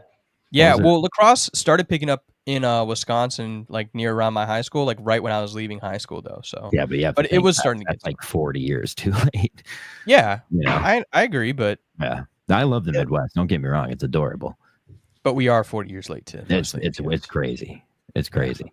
Like even the cities out there, it's like you have LA on the other side. You guys just couldn't figure it out. It's crazy. Anyways, that's my personal number now at the bottom of the screen. So if you just want to hit that up, give us a call. Hell yeah. wild move. Yeah, but I wanted Menners. I like I didn't get to talk about this stuff. The celebrity endorsements for these for the Minifan of the Year. I like these coming out lately. I was surprised by Ziggy. Facts being on the list again, I'm just going to continue to protest it. He's my guy, but this is fucking horseshit. You know what? In what way? Get him, John. The Get closer him. you get to me, too, it makes me ache to be on the other side of that list. But I don't want to say that publicly because I'm not that guy. You know what? John doesn't get the love that he probably deserves because he almost died in a rainstorm for the show. Fuck you. If you think about it, John probably Hold on.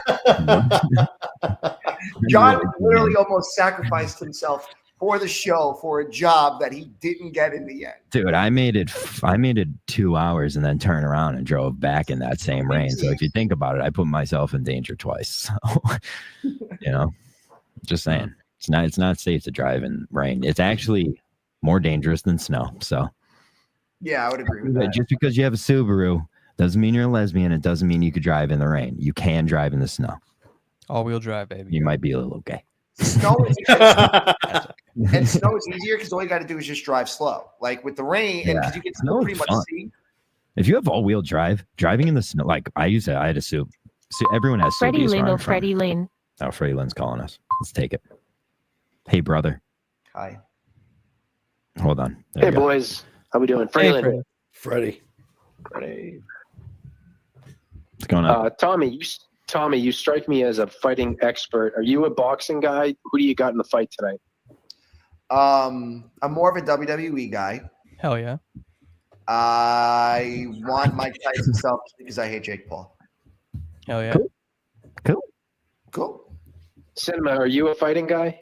I am. Who do you got? Jake Paul. It's got to be Jake Paul. Yeah. I mean, I'm pulling for Tyson. I would fucking love to see Tyson knock this guy the fuck out. I don't think that's the world we live in, unfortunately. All right, two more things real quick. Facts. How much time did you spend thinking about walking the streets of Boston looking for Jay just to see if you could bump into him? I gave it reverse it and put Sneaks in the picture. I gave it zero coherent thought, but Jay. I did get a message from Jay. Oh, did you? Yeah. Wow. To hang out. Sneaks unfortunately stood me up on our lunch date. We were supposed to go to lunch and see a movie together, and then making bio dude is crazy. Yeah. What a combo. Well, they ate breakfast. They ate breakfast at a hospital, so I don't think it was very expensive. Bio dude's the best. It really is a wild picture when you think about it. Sitting to the studio, man. Good call, Freddie. Good call. Two happy chums. Bio dude to KMS, man. Bio dude to KMS for sure. They've been trying. By the way, now I know what I want to bring up. Menners is great for his booking of guests. He hasn't taken any risks yet. Menners has taken no risks. I would say he brought Kane in. That's a risk. He tried to bring Kevin in Bristol. Still a risk. He tried to bring Kevin and Bristol in first. Ladies and gentlemen, Mike Montante. Good morning. Hey. It was against my religious beliefs to join a stream with Tommy, but you know what? I'll do it anyway. I appreciate the sacrifice. Yeah, he'll be getting deported anyway soon, so that's fine. I saw a picture of two ICE agents just kicking Dora the Explorer out of a building. I'm like, there's a lot of good memes coming out of that. Yeah. So like in 4 years from now, it'll do exactly what it did last time, and all the conservatives will be the snowflakes again, and we'll just have that rotation of the earth again.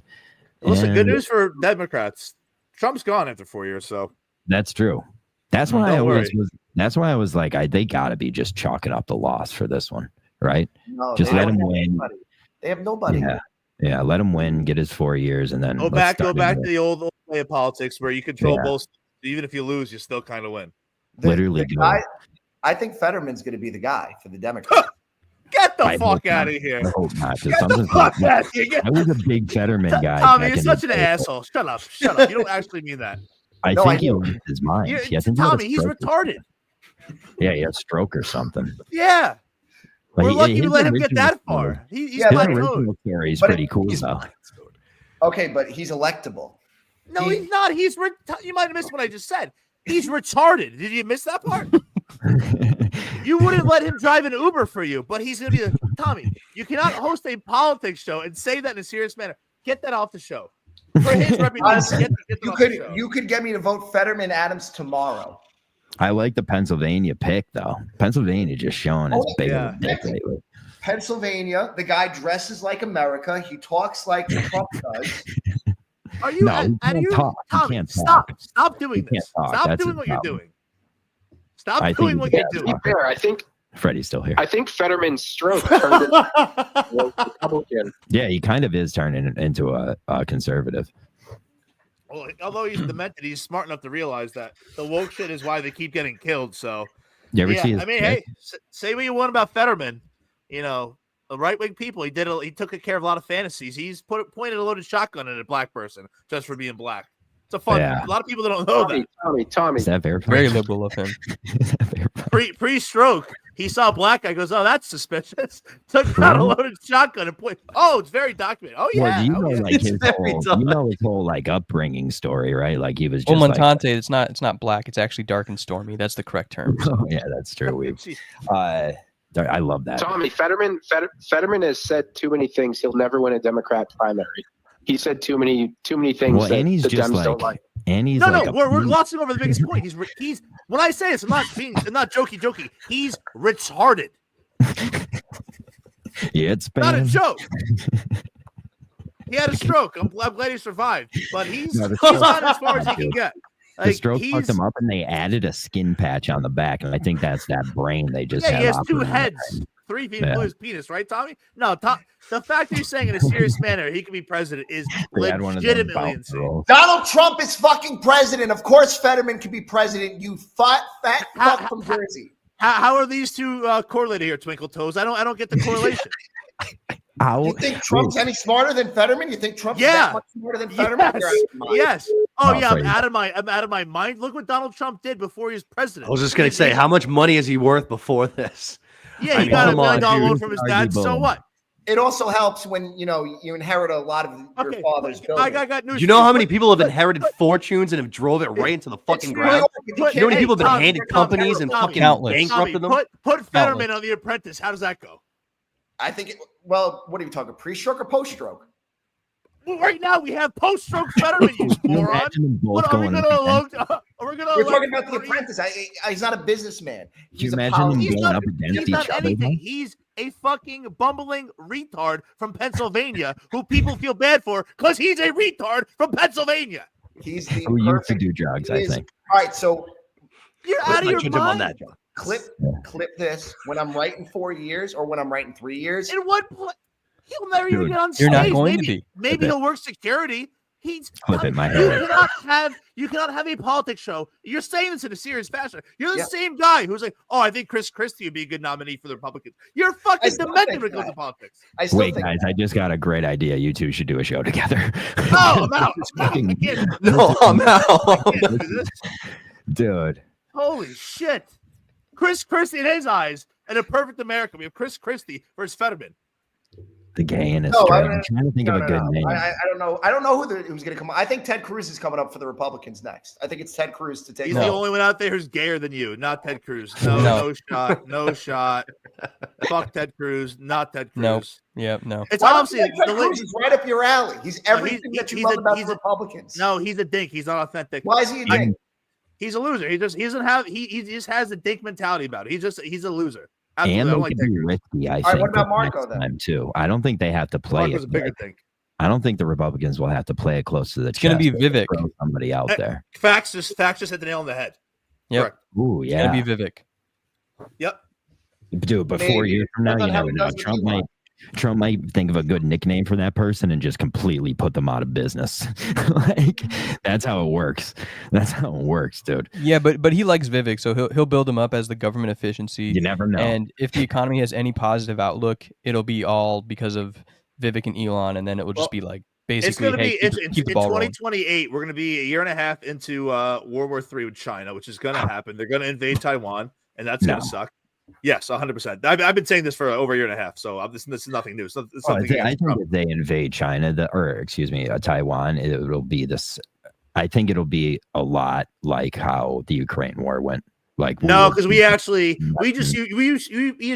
used to clean money through Ukraine. We actually have a vested interest in Taiwan because of the chip leader in the world. Chip plants, like what's that? Yeah, chip and a lot more company direct NATO influence as well. Yeah, and facts in the military. You already know this is being whispered about. I have sources who are backing up what I'm saying. Wait, can we get to the real issue tonight? Can we get to the real issue here? Montante, when's the last time you done coke? I swear to God, since August. Listen, and people think it's not like if I had someone who I knew who had it locally, yeah, I'm doing it. If you have cocaine around me, I'm doing it. Yeah, but I'm not going to. Yeah, but I'm not going to seek it out. I don't need it. Me and John both just thought nodded like, yeah, that's perfect logic. Like that completely checks out.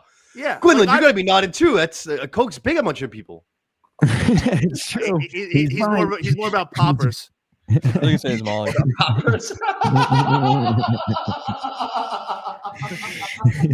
He liked it, Mikey.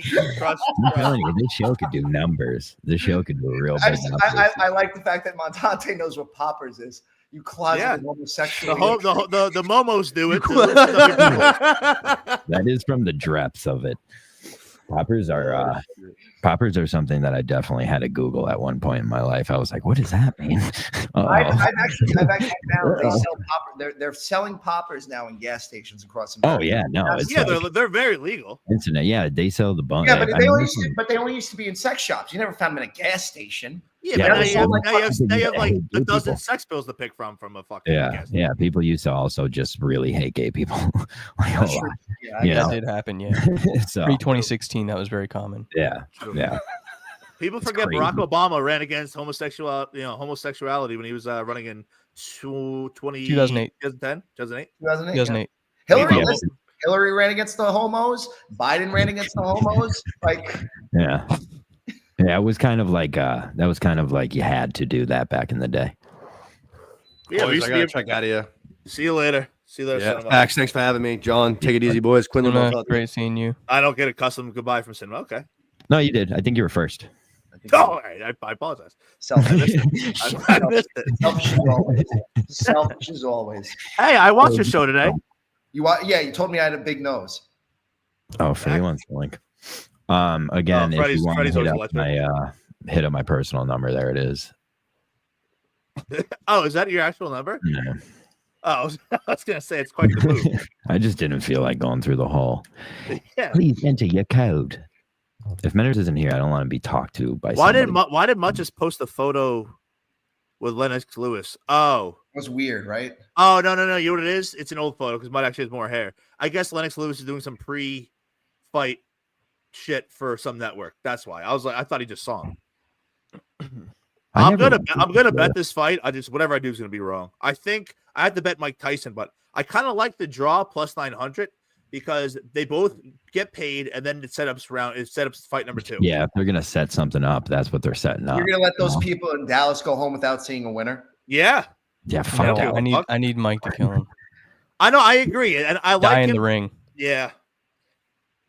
I don't like that the boxing gloves are heavier than normal. That'd be cool. There's no way Mike Tyson can do a trilogy. If Mike Tyson KOs whatever Paul brother this is tonight, I guarantee you Trump names him to his cabinet. I guarantee it. I'm guaranteeing it right now. Mike Tyson loves Trump. The funniest clip is almost like Charlemagne the God. It's like, yeah, I'm going to vote for Trump. What are you going to do about it? Yep. That's the best. What's it called? Because Tyson made a shit ton of money at Trump Plaza. And also Trump defended him as well. That's all of his big fights were at Trump. It's fucking casinos and hotels. He goes, I made Trump millions. And that's the same reason why Dana White likes him, because no one was taking a chance on UFC. He took a liking to UFC and Dana White. Yeah. Oh. Just like an out loud ugh. I know. There was something that just happened in my life where that same thing happened where they were just like, ugh. That was on Kirk's show. Was it Kirk's show? It was. It was the guy, the radio host. Yeah. Called. And he was like, hey, this is Kirk Minahan. Remember me? And then the guy was like, oh. And then hung up. I literally just said there was something in my life that occurred. It wasn't your life, but it was a part of your life. You nailed it. Yeah, you're right. It's close enough. That was pretty amazing. Just to hear that, just ugh. Ugh. Hung up. So, Tommy, how is the radio business going? We're doing good. You know, That's good. All right, yeah, your show does good, right? Yeah, we do. Yeah, we do good numbers. We're Getting those lacrosse numbers, huh? Getting those lacrosse numbers in and shit. Does that have anything to do with the radio, or no? Is that separate? No, that doesn't even. Lacrosse? Flip. Soccer. Yeah. Saying lacrosse for Oh. John and Yeah, that actually annoys me as a soccer fan. But, yeah. That's okay. Mike, if I missed it, I apologize. Do you have money on the fight tonight? No, I think I'm gonna do draw plus 900, and then I'm just gonna bet Mike Tyson to win plus 170. I'm going to pee. I'll be right back. Draw. You think it could finish in a draw? Yeah, because I think it makes sense because you get they both make money and it sets up a second fight. Yeah, if it's a setup, they're not setting up one way or no one's exactly agreed. That's for sure with these two guys. Is it? I saw the undercard. There were 6 rounds. Is this fight 6 rounds? In theory, I think it's 6 2-minute rounds. No, the undercard was 6 3-minute rounds. Yeah, I could be wrong. I'm not paying much attention. I know that they're fighting with 14-ounce gloves, and Tyson's used to tense that hurts his knockout chances. And I thought that they're doing a 12-round fight right now. Oh, maybe it was just the first fight. I just can't. Yeah, because this one's round 7 to 12. 12 3-minute rounds. Okay. Remember when Coleman didn't know how to score a boxing match? That was crazy. I think after round 2 or 3, Tyson's going to look like a dinosaur. He's just going to, he can't, No, I feel like he's been doing it his whole life. Jake Paul's 27. It's like riding a bike, man. He's only 27. Yeah. Fuck. Mike Tyson though is still Mike Tyson's still Mike Tyson. He's looking. He's not fat. He's in that shape. slap yesterday made me know everything you need to know about him. All it takes is one quick one to that fucking jaw, and that's that. He's still got his punch, but he's going to be slow. No, he pulled that slap so fast yesterday. Yeah, those hands don't go your hands just died. And not only that, there was something that he did. So he slapped him, and then he immediately fell back into a defensive stance, and he did it so quick. By the time he realized where he was, Tyson's already. Dude, I had to watch the video 4 or 5 times. I was like, Jake or whatever the fuck. Yeah, Jake. He doesn't even know what happened until he realizes, and then he handled it well. He took the fucking hit pretty nice. Well, that's because he pulled it too. Yeah. He didn't follow through. It was a slapping back. Yeah. Did you see Be a Man guy's photo? He said take a picture with Jake Paul, be a man. Yeah. And it was and I think Pat Ford said that's Jake Pills. That does look like a completely different person. It looked more like Bio Dude than Jake Paul. Yeah, it's not inaccurate. It was not a Paul brother. Mike Tyson's the odds are becoming more and more favorable towards Jake Paul. He was minus 200, now he's minus 230. Yeah. Did Tommy just roll? Tommy, what do you like? What do you? He went to pee. By the way, the total rounds are 6. The total rounds are 6.5. So over under. So I guess it's more than 6 rounds. Okay. All right. Well, I'm headed out now. You guys have a good night. All right. Bye. See you later. Yeah. Peace. Yeah, it's bringing. All right, boys. I appreciate you. I'm gonna chill here for a second and just think about. I'm gonna look inward. Just do a little. No, I'm kidding. I'm gonna go play video games until 10:15. What do you have? Do you have Xbox? Do you have Xbox? No, I have money. I don't have Xbox. Yeah. I felt the same way, Tommy. I literally had. Well, I actually got a PlayStation given to me, but yeah, I felt the same way. PlayStation's so much better. No, I wholeheartedly disagree. Bill Gates all the way. John, we still have 30. We have still 30 something strong viewers. Later. John, do you have any new network shows to tease? Yeah, I was gonna say I wanted you to plug your show. Well, was I not supposed to say? Let's just say maybe next week, early in the week, we might have a brand new show to the network that maybe some people have been asking for. Maybe some people haven't been asking for. Fuck out of here. People have been asking?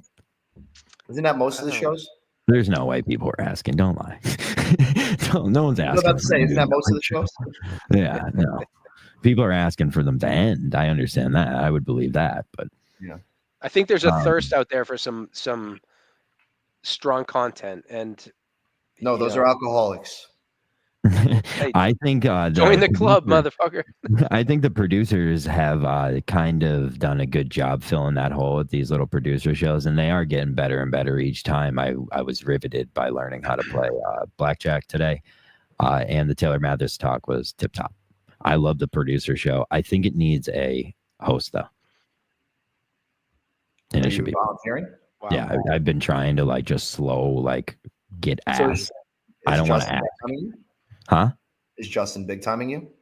No, definitely not. It's probably I just made it way too cryptic to even figure out I want it. For sure. You know. And imagine just being like, hey, can I host this show that you guys run into the studio to do for nothing, for no reason? Like, can I just take it over? You know, real quick. I've been doing so well with Mike and the Minifans. Let me just pop in there and just ruin it for you. John, You know? tell us about your headband. There's a little, so that's a little inside out. That's not my hair there, but this is Carm's, I think. Hair's growing. Hair's getting long. Are you trying to do? Oh, you can't hear me. Grow it out a little bit longer. Yeah, I don't like it. Like I had it in a He looks hat. like the guy- It's great. I can't He hear looks you. Yeah, you look like the guy from Back to the Future. The dad. I forget his name. Oh The guy yeah, that was on Conan. tall, thin, and creepy guy from Charlie's Angels. Yeah. Yeah, that's actually not bad. He's Mr. World in American Gods. Great show. What are you trying? How long are you trying to grow your hair? How long have I been growing it? Like How long are you trying to grow it? down to my shoulder. Like I had it long as fuck for when COVID was going on. It was the best. But growing hair is the worst. Like I hate waking up and it's like this, and I'm just like, ugh, that's not my pillow, and it's just my dirty fucking greasy bangs, Hyzon grease everywhere. Ugh, natural. You put a lot of product in your hair? No, not at all. I take I'm a big mousse guy. I take one little squirt of mousse that's literally lasted me over 18 years. I think I've had the same bottle of mousse. I don't know, maybe Carm's just replacing it, I don't know, but I just get a little squirt every so often, and I like how it foams up in your hand, and then I just go. It's probably expired. Yeah, it's definitely fucked up. Or like I said, Carm could be just replacing it, and I don't know. I just think I push this button and it works every time. Do you shake it at all, or do you? I just towel dry. Like I have like a curly bouffant hair. Like my hair grows into an afro. Like it gets to this and then it grows out. Yeah. Hey, weird. Tommy. Yeah. What's your favorite bottle of Pinot Noir, if I may ask? I'm not a Pinot wine guy. Noir is the trash wine, anyways. Yeah, I don't drink wine. Drink Good stick the stick wine, which is very good. It has a literal. Just go to the liquor store wherever you and ask for stick wine. It's great. Do you have any other? What are you smoking, Tommy? It's a blunt. Do you have any other questions that are gay centric? Because I feel like you have. Yeah, you have any question for the guys? Is it because I asked the wine thing? Yeah. Yeah. Overtly, stereotypical. Yeah, dude, what temperature should I keep my cheese at?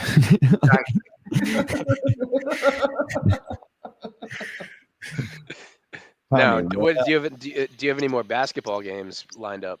Not at all. Never again will I ever do You weren't that. really a basketball player, were you? Or did you play basketball? I played basketball until I was in 8th grade, and then Yeah, that's not my dad coached at the high school, or coached at the high school I was at, so I would have made the team. Yeah. Just because my dad had coached there in the past, like he was there forever. Arguably doesn't make you good at basketball, though. Exactly. So I'll say I don't Yeah, believe you're a Long Island guy, right? Staten Island. Staten Island. Sorry. it's actually even harder they're better at basketball in Staten Island. So They when really you saw that Pete Davidson movie, was that cringy or was that like, oh, this is home? Oh, I watched so much. To be honest, I didn't see the Pete Davidson movie. I hung out with Pete Davidson as a kid on vacation once. Sick. Turks and Caicos. We were down there at the same time for a week. Dude, can you imagine though? There is no better vacation place in this hemisphere than Turks and Caicos. Did you see The sand is white beaches. The water is crystal. That is an aces fucking Where at? vacation. I didn't hear. Turks and Caicos. Yeah. It was a beaches resort too. I don't know where that is. Where is that? It's a bougie white people place. It's a Caribbean island spot. Yeah. And they do they do a good job with their tourists. I'm super. I lived my life trying to be super out on leaving the country, but now I really want to become Canadian really bad. Do you know what sandals is? Yes. So it's I mean, Sandals, but for families. Got it. Yeah. My rich good buddy resort used to go to Aruba all the time when we were growing up, and then I found out that's like a real desert island. It's not even that great of an island. What isn't? Me and Carm, her parents took us to fucking the Keys, Florida Keys. Aces. Key West is awesome. Well, if You get all of that tropical shit there. If It's you like just white want to sand. party, there is no better place than Key West. Oh yeah, There- as long Key- as like nature. You go on and Duval God don't Street, kill you walk up and down Duval Street. Like and there's just when you're young and partying, no better place. yeah, and there's just like legit lizards and chameleons walking on the sidewalk next to you, like just Well, that's full all of- on like geckos. that's all like, of Florida. Lizards and yeah, but no, I would say they're the like the reptiles are more prominent, like the little ones. They act like squirrels where I'm from. Yeah. You know what I mean? Like that's Yeah. crazy to me. It's like that thing should be in a glass case. And there's There's like also- 15 dead, dried up ones on the ground. You're like, oh God, that's brutal. There's a fun bar in Key West where the third floor is clothing optional. It's called Yes, like I was there. Eve something, and you go up there and you're like, oh, I'm going to see tits. I'm going to see tits, and then it's all 58-year-old like dudes Yeah. with their wangs out. Dude, trust me.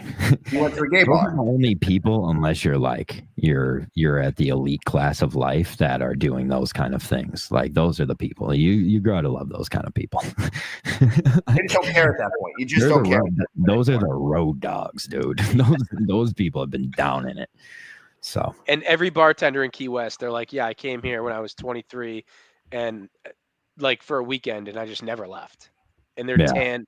Their skin is like leather. It's like until a hurricane comes, and like, yeah, I wouldn't be there for a hurricane because like it's like my block that I live on now. That's how like wide it is from like the fucking ocean to the Gulf. Like a big wave could take this whole thing out, like real quick.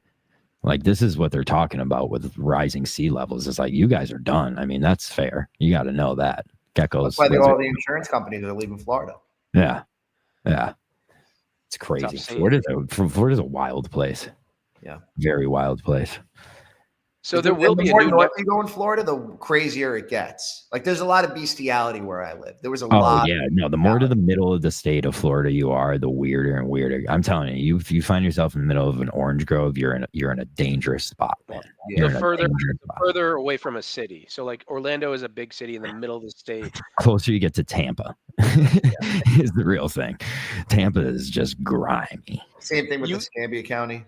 You draw a circle around Orlando with like an hour away, it's all horse farms. You go 2 hours away, it's Orange groves. it's Carcosa. And it's just like knee deep water. Half the state is just knee deep water. It's like The state that's is not a grass. swamp. They don't- idiots. Yeah, You don't have there's no basements in Florida. It's just Yeah. a swamp. that's I would no. hate to run into a python too.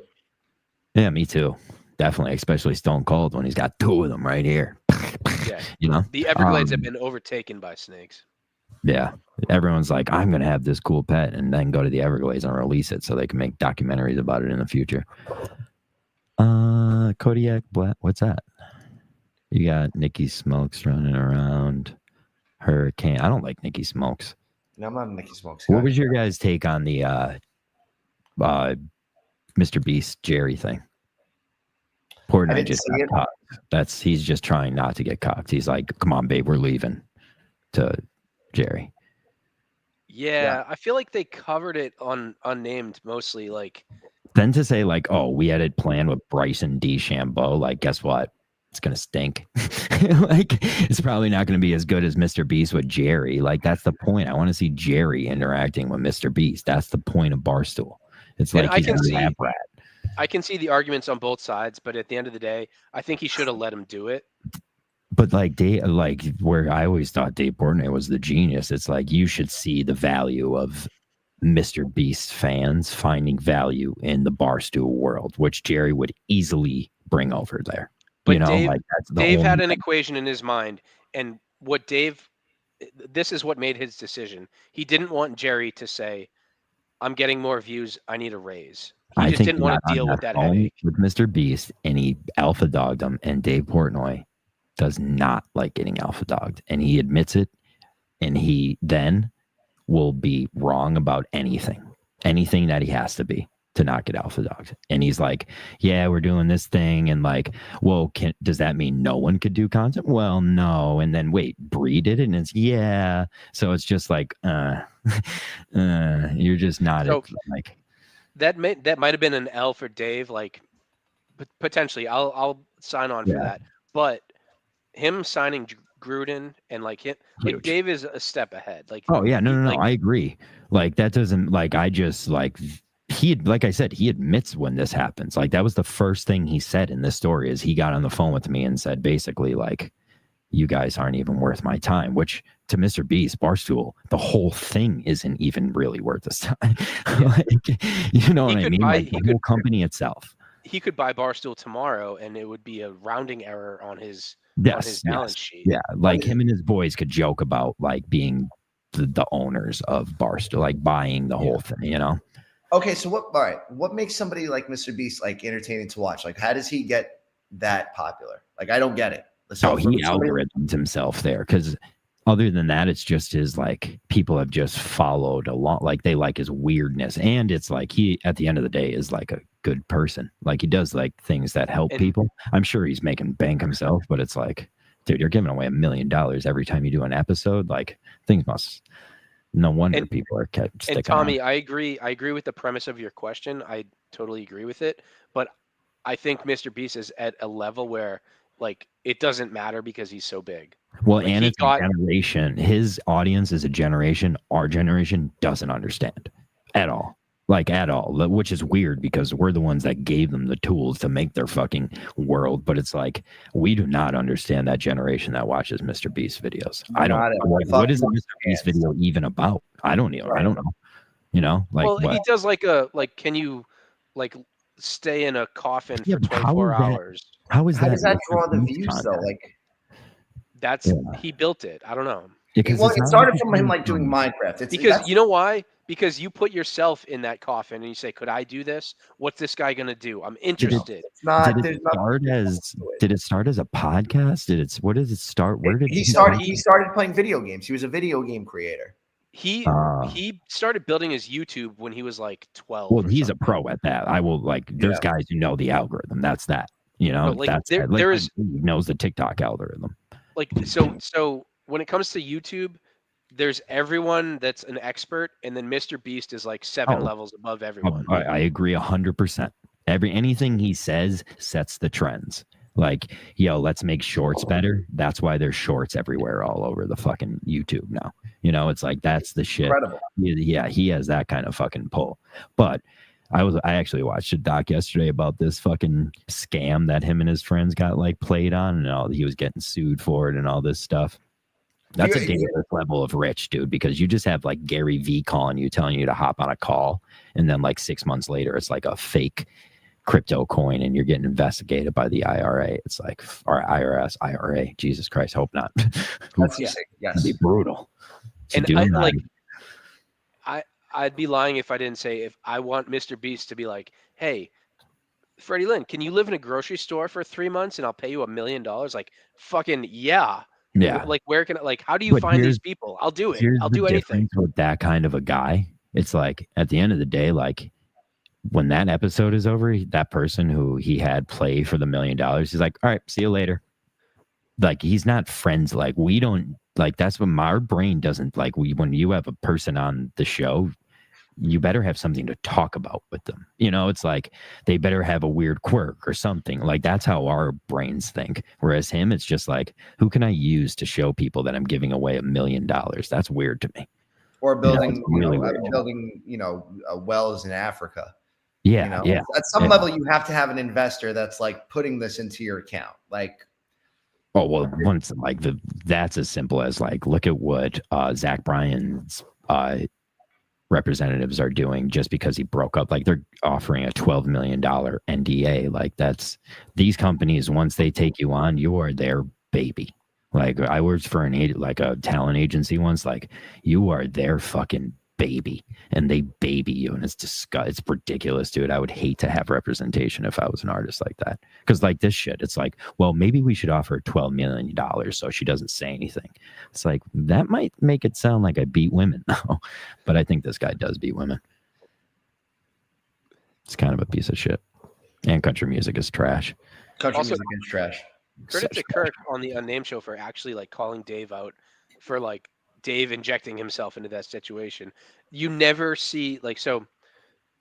But Every Dave's once in a rationale to while- that, I think, made sense to me.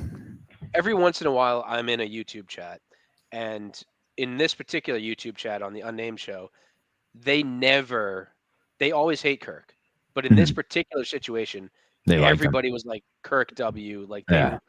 they all Well, thought Kirk. that's the Kirk did the disease right right there. It's like, and then after you see he makes a point that you stand up with, you see how great it is having him on your side of the argument, and then you fall in love with him taking the other side of the argument too. And then 3 weeks later, they are on Mike and the Minifans. So that's why this world keeps growing and people don't understand it. Yeah. It's been a good year. It's been a good year. Oh for yeah. sure. Speaking of growth, I think there's a new show next week, Fireside Speaking Chat. of growth, yeah. Freddie Lynn's Fireside Chats with Friends. Freddie, Ooh, do you have a I new like show that. coming out next week? I've heard rumors that that's possible. It's possible. It's in the works. Your mic's off, Peaches. So Freddie Lynn. Peaches. Speaking of peaches, I made this earlier. It's a great unit. That really is a great unit. So it's got peaches. Oh, the fucking Falcon. Peaches, Mick, John Gruden, Fact Sleeping, Kane, and the bird. That's what I did the whole time. You guys are on the show.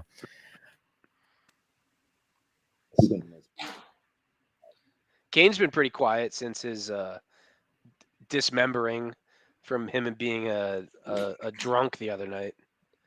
He's a little embarrassed, probably. Rightfully so. Shame should exist. Yeah. Shame exists, and you have to wallow in it for like a week or two, and then you're out of it, and you bring yourself back to life. My favorite part was when Kirk called him a weird butterball. He is rotund. He's got something, fat about him.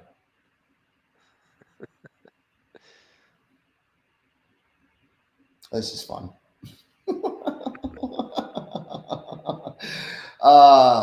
What else? Let me see. What else is show related from this week? Talked about Mutt with the trophy that he stole.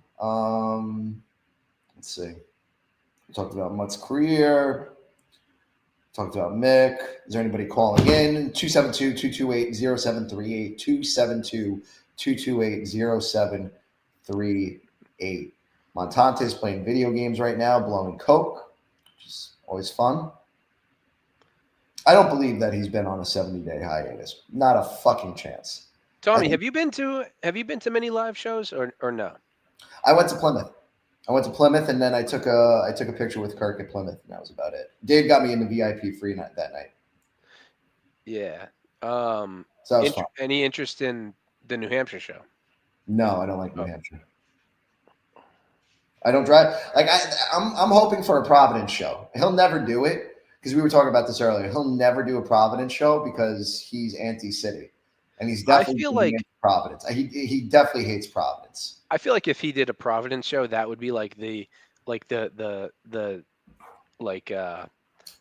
end of all KMS live shows. Like light the theater on fire. Like it would just be just an end of times type of show. Providence, I'm discovering Providence is more like a little bit New Orleans every week that I'm out here. You got all the bars lined up right down from where the different theaters are. It would be a great night to have a bunch of Minifans in Providence. I think first off, there's a lot of them that listen to my radio show in the morning. I fucking know that. It's just it would be a great show if he did the Strand, because the Strand's the perfect size for it. What's the capacity? Huh? What's the capacity? I think it's like 2,500, 3,000. He's not going to do that. It might be. You know what? It might be less. I don't know. Honestly, I should just say I don't know because I really don't know. The Wilbur in Portland, and they were like 1,200, 1,300. All right, so if the Wilbur's 1,200, then it's probably The place in Laconia is only 761. So. Okay, so I way overshot that number for the Strand, but the Strand would be a good site for him to go to. Like that's the perfect size for it. Also, I think like Minifans in Providence would be like you need to like have an over under on how many people are going to get arrested, how many people are going to like visit like places with like illegal shit going on. I feel like there's Providence illegal shit going on everywhere. There's a seedy underbelly in Providence that the Minifans would tap into. Yeah, you don't have to tap into it. It's right in front of you. It's not that hard to find. You can get what you want right down on Allen's Avenue. There's enough strip clubs to go get what you need. Yeah, no, the Minifans in Providence would. And we have sex clubs in Providence. That's the amazing part of Providence. We have an abundance of sex clubs. The one of them is called Club Electricity. Okay, I'm listening. And it's 84 guys, single guys, and I think for couples it's 20. I got to look up what the prices are. And then there's another one called the Rhode Island Playground, where there's a bunch of different like sex rooms, and they like you reserve a sex room, or you can like reserve a sex room with one of their couples on hand. It's fucking wild. Anybody that's watching this right now knows exactly what I'm talking about. Like the sex culture in Providence is unbelievable. Like it's just people are rampantly blood rave. Providence used to have legal prostitution. Well, it sounds like they still do. To a degree. It's just not, there, but it's there. I mean, You could argue that about just about anywhere, buddy. That's true too, but Providence has there's a lot of horny people in Rhode Island. There's a lot of horny people in Rhode Island. A lot of Italians in Rhode Island, though. And Cape Verdeans. You have a big Cape Verdean community. Oh, what does that mean? Is that a religion? You don't know what Cape Verdeans are? They're Forgive me. Think of like the Moors. Whoa. Okay. Sheesh. All right. You're going medieval. I'm not talking evil. I'm just saying like you have a black population that migrated with the French? Portuguese. No, the Portuguese. Yeah. Portuguese. A lot of Colombians too. There's a lot of Colombians in Providence. The more you know. I get most of my basic Boston knowledge from the movie The Departed. So yeah. Well, you're out in one of the whiter parts of the country. Pennsylvania. Well, you're in the sticks of Pennsylvania. You're in Scranton, right? I mean, Scranton's not really the sticks, but it's kind of anything. I arguably do anything live in Pennsylvania like that's the sticks to me. I do live in a pretty white person place. Yeah. To be fair, Pennsylvania has like 2 cities, a dozen cities, and in those cities, it's not very white. But you go 3 miles outside of that city, and it's all white. Yeah, we have most of our a lot of yeah, you're right, but we only have 2 cities. Like we have 2 cities. Scranton's not a city. It's a blip on the radar. Pennsylvania has Pittsburgh and Philadelphia, and that's it. In the middle, nobody goes. Between is Alabama. The only other place that I think people actually go out of their way to go to in Pennsylvania is Hershey. Yeah, which is just literally in the middle of nowhere. Literally in the middle. But once you get there, it's a lot of fun. It's a lot of fun. Big one. Harrisburg. I hate Hershey because I lost 3. I myself lost 2 state championships there. Watched my high school lose 3. And then when I was a water boy as a kid, when my dad coached at the high school I eventually went to, watch them lose 2. Yeah, only won 1 state championship there. So you went to Hershey and got wiped out by a team from Western PA? Well, Jerry Maximer's teams, he went 3 out of the 4 years of high school and won his senior year against, I don't know which team he beat. But yeah, you play a West. Like if we went to the state championship my senior year, we would play Terrell Pryor from Jeanette. He was playing for Jeanette. He won a state championship game against Matt McGloin, my cousin, that year, and he was gonna win a state championship against us. That would have been a real brutal fucking day for our family. That would have been tough. But we lost the game before state championship game to team Strawberry Mansion, and they had Bohiccio. He went to Maryland. He was a good player. He hit a game-winning shot on us. It was devastating. Everyone was crying and shit after the game. I'm not a big cry after a sports loss. It's like, dude, we could go smoke weed now. Not have to worry about it. Like, what are you guys crying for? Tommy, there was definitely the drama, though, when you're in high school. We lost on a game-winning fast break, like by Bochicchio. Like this kid, fucking, like we were just like little white kids from Scranton that could beat anybody, and then we would like get a team like that, and like they had to scrape by and beat us, and then it's like they're all like 6'10". You know what pisses me off about like teams that come from towns like yours? They can only shoot. They don't have any post game. They don't have any download. We had to build just our fucking own shoot us from the outside, and they just chuck up everything, and these crazy shots go in.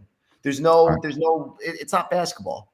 Carm always said, like, my dad's a pro at just taking awkward, tall white guys and turning them into forces down in the block, dude. That was my dad's specialty. Like, these guys aren't supposed to be playing sports. Like, they're long, they're awkward. But, like, my high school was famous at just getting these, like, 6'8" idiots.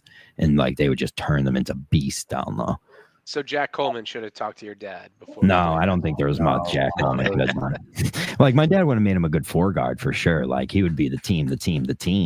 But like, there's value in that, but not the game that Jack Coleman has. The kid, he gets the fucking shakes on a foul shot. That's when you know the boy just don't have it. You know, Jack never had the makings of a varsity athlete. He didn't. He's a spirit squad guy, and that's okay, dude. I'm a bench. Like my senior year, I had to ride the bench. I had a pulled groin. It's terrible. Tommy, were you a sports guy in Staten Island or not so much? No, I was. I was a fat kid though. So. You're a little fat kid? I was a little fat kid with big braces and horrible acne. And gross. My self-confidence was shot by the time I got to 8th grade. Yeah. I didn't believe in myself anymore. Then you're like, did you run into like the likes of Rico Bosco down there? Somehow he knew who I was. I never knew Rico until he got to Barstow. Never ever knew him. But he knew who I was, which is pretty funny. So, but he knows Staten Island. He's Mr. Staten Island. They're actually letting gay people march in the Staten Island parade this year. It's great. Nice. Here's a fun fact. I started for my soccer team since my freshman year, starting striker. That was my best sport. I was probably best at soccer. I love soccer. But we had girls on our team my freshman year, so like I can't really brag about being a starter. You had girls on your team? Well, only my freshman year because. How does that work? Well, when my school had like total 120 kids at it. So it's like. Doesn't mean you put girls on a high school soccer team. I agree. I'll say this. It's awesome having girls on your team. But then what happens there when they're playing like other boy teams in the state? Well, you don't put them in. Okay. You don't put them in. It's just they want to like go run and hang out. Oh, Carm had to play on the boys team because she's from an even smaller school. Yeah, like, dude, my team one year we got beat by a girls' team, so I can't talk shit. We weren't good at soccer. We were not good at soccer. We were really. It was your best sport. It was your best sport. It was my best sport. Yeah, but I wasn't good either, probably. All right, boys. Nice. What do you say? This was a good episode. That was a hell of an episode. Thank you, Tommy Quinlan. You're a guy I can rely on, just so you know. You know what? I'm honored that you even think of me because there was a time where you thought, you know what? He doesn't really give a shit about the show. You know, I can only bounce off so many rejections off Ted fucking Sellers' dead legs until I have to, call him the Calvary. You're getting big time now. Let's be honest. Ted Sellers. He's like, I'm always a John from Scranton guy. I'm like, you threw me. This guy threw me right on. And I've never been asked on Mike and the Minifans. I basically almost asked Ted to host it. Like, I wanted Ted to host it at one point in time, but I thought it would be too much. And I'm a Tommy guy. I've been listening to some old episodes, and the first time you got brought up on the show when Dave was supposed to recommend Justin for the job at PRO, and you were like, Dave, what the fuck are you talking about? Like, this was a private conversation. Go back a little bit deeper. Go back a little bit deeper. My first real reference on the show is when I had Steve on during the pandemic. I had Steve on during 2020, and Kirk actually promoted Steve on, like when I tweeted Steve was coming on the show, Kirk promoted it. And then they played clips on it the next show that they had, and that was the first time that Kirk brought up Gresh. I think you could have been a good producer. You would have went mad though and left quick, but it would have been a good run. I would have. But You would have been. I would have lasted. I would have lasted longer than Coleman and Gus. Oh, you think? I think the opposite. No, I think I would have, because like I would have. First off, my topics, the way I would have approached the show, topic wise, like I think that would have saved me long enough, because my own personality, would have kind of. You were going to let it bleed in, which some people that we have seen do not. Right. So it's like, once I got over outing myself, I probably could have made it work, but he hates me anyways. He does not like a strategy of yours, like where you're like, this is going to be my bag, or did that kind of just happen? No, that kind of just happened. I panicked. Like if I'm being completely honest, I was starstruck. I was starstruck in the moment, because I looked up to Kirk for a really long time. I really did. Dude, I'm gay. Tommy, did you apply the first time, like when Steve quit initially, or no? No. So the kid I was doing the show with on the weekends, this kid by the name of Alex Weldon, he applied the first time. And then once Dave left, that's when I started, like, God, I jumped in. But yeah, I was starstruck. I shipped myself. After Steve left the first time, it was kind of definitely Dave's job. I think everyone knew that. Like, King Cully, he had to have his King Cully phase. Well, he read some resumes on the show, and none of them, like, he didn't really care about that. Like No. I agree. That's how I felt the whole time. The producer search with Coleman, I thought Coleman was chosen in which I think he was in August. Probably, yeah, because he fit everything that Kirk wanted. Kirk said he wanted a young kid that was single. Yeah. Weirdly, want a young white boy, single, possibly gay. And hey, Coleman should have stuck it out, because guess what? The show would still be better today. I think Coleman was there instead of Cullen. The Coleman era was the best to show. I think it grew the most. It was the most fun to be a part of. I think when Gus was there, it was even better. But that doesn't mean I don't like Justin. I think Justin was even better when those guys were, because like Justin got to play the like I'm better at this than both of you card, which made it even better. And then there was Steve and Dave who could play that card even more. So it was like we were in a great spot. And the new guys had to kind of suck up to like the old, like the guys who did the network, you know what I mean? Which never occurred, I thought it was nice too. Like Justin and like Coleman, like Justin like had a friend almost, like they were like, they were a unit. Like those two were a unit. I think Justin was really upset the day that he had to turn his back on Coleman. Like Coleman forced his hand. Coleman forced his hand, and Justin had to do his job. That did put Coleman in like the hot seat, which I think like led him to the demise. Like I think that Coleman, not having Gus to throw the buck at is what drove Coleman down the rabbit hole. And Coleman wouldn't have quit if he didn't have, after his suspension, he was supposed to drive to New Hampshire on a Saturday. If he didn't have to do that, he wouldn't have quit. He said that. That's true. No, I think it was. I honestly, I think it was determined after the first week. Like when he was on suspension and he was just getting dragged. He was getting berated that week. And then the TED stuff is coming out and all that. If he got through that, he would have been, it'd be good. And to make it worse, like I came up and produced and like people were loving me that week, like to the point where I was like, this is bad. It's like, it's bad for me that people are this nice to me. That's how out they were on Coleman. But like I said, I think his era was my favorite part of, like, I think it was the funniest during like the beginning of the show, but like it was my favorite time to be in this world when Coleman was around. Definitely the most uncomfortable was when Gus was producing. See, I love that. I think made for good shows. Yeah, I think Gus is like, when just hearing Gus just randomly like, nah, like I love, like I used to make the awkward Gus clips. But I agree. John, yeah. I would say like everything after Steve is kind of like the goofy era.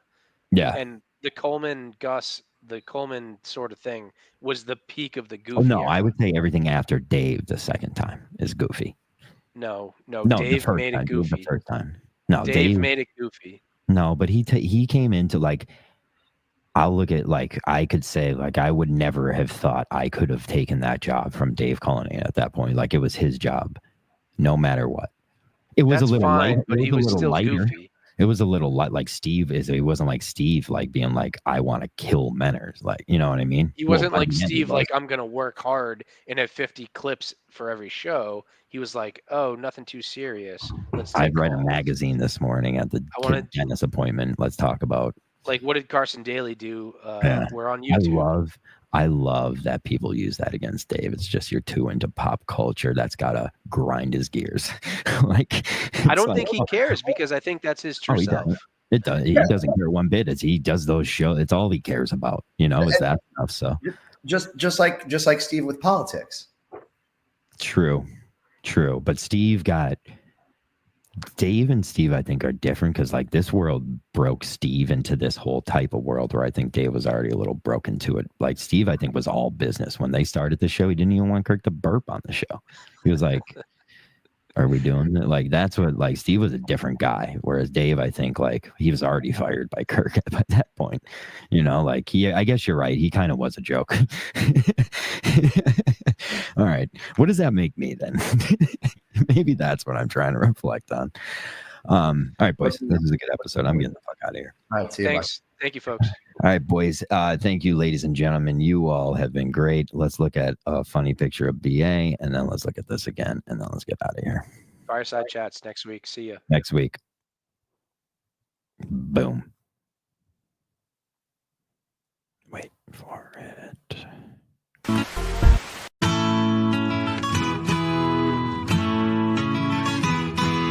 Another tough. On the transition. Spark turnover. Club right now. Nice Beautiful to pass. Mutt. Oh, what a pass from Mutt. Oh, swatted out by Yeary. Leave it Welcome to Coleman. my club. Leave it to Coleman to ruin that one.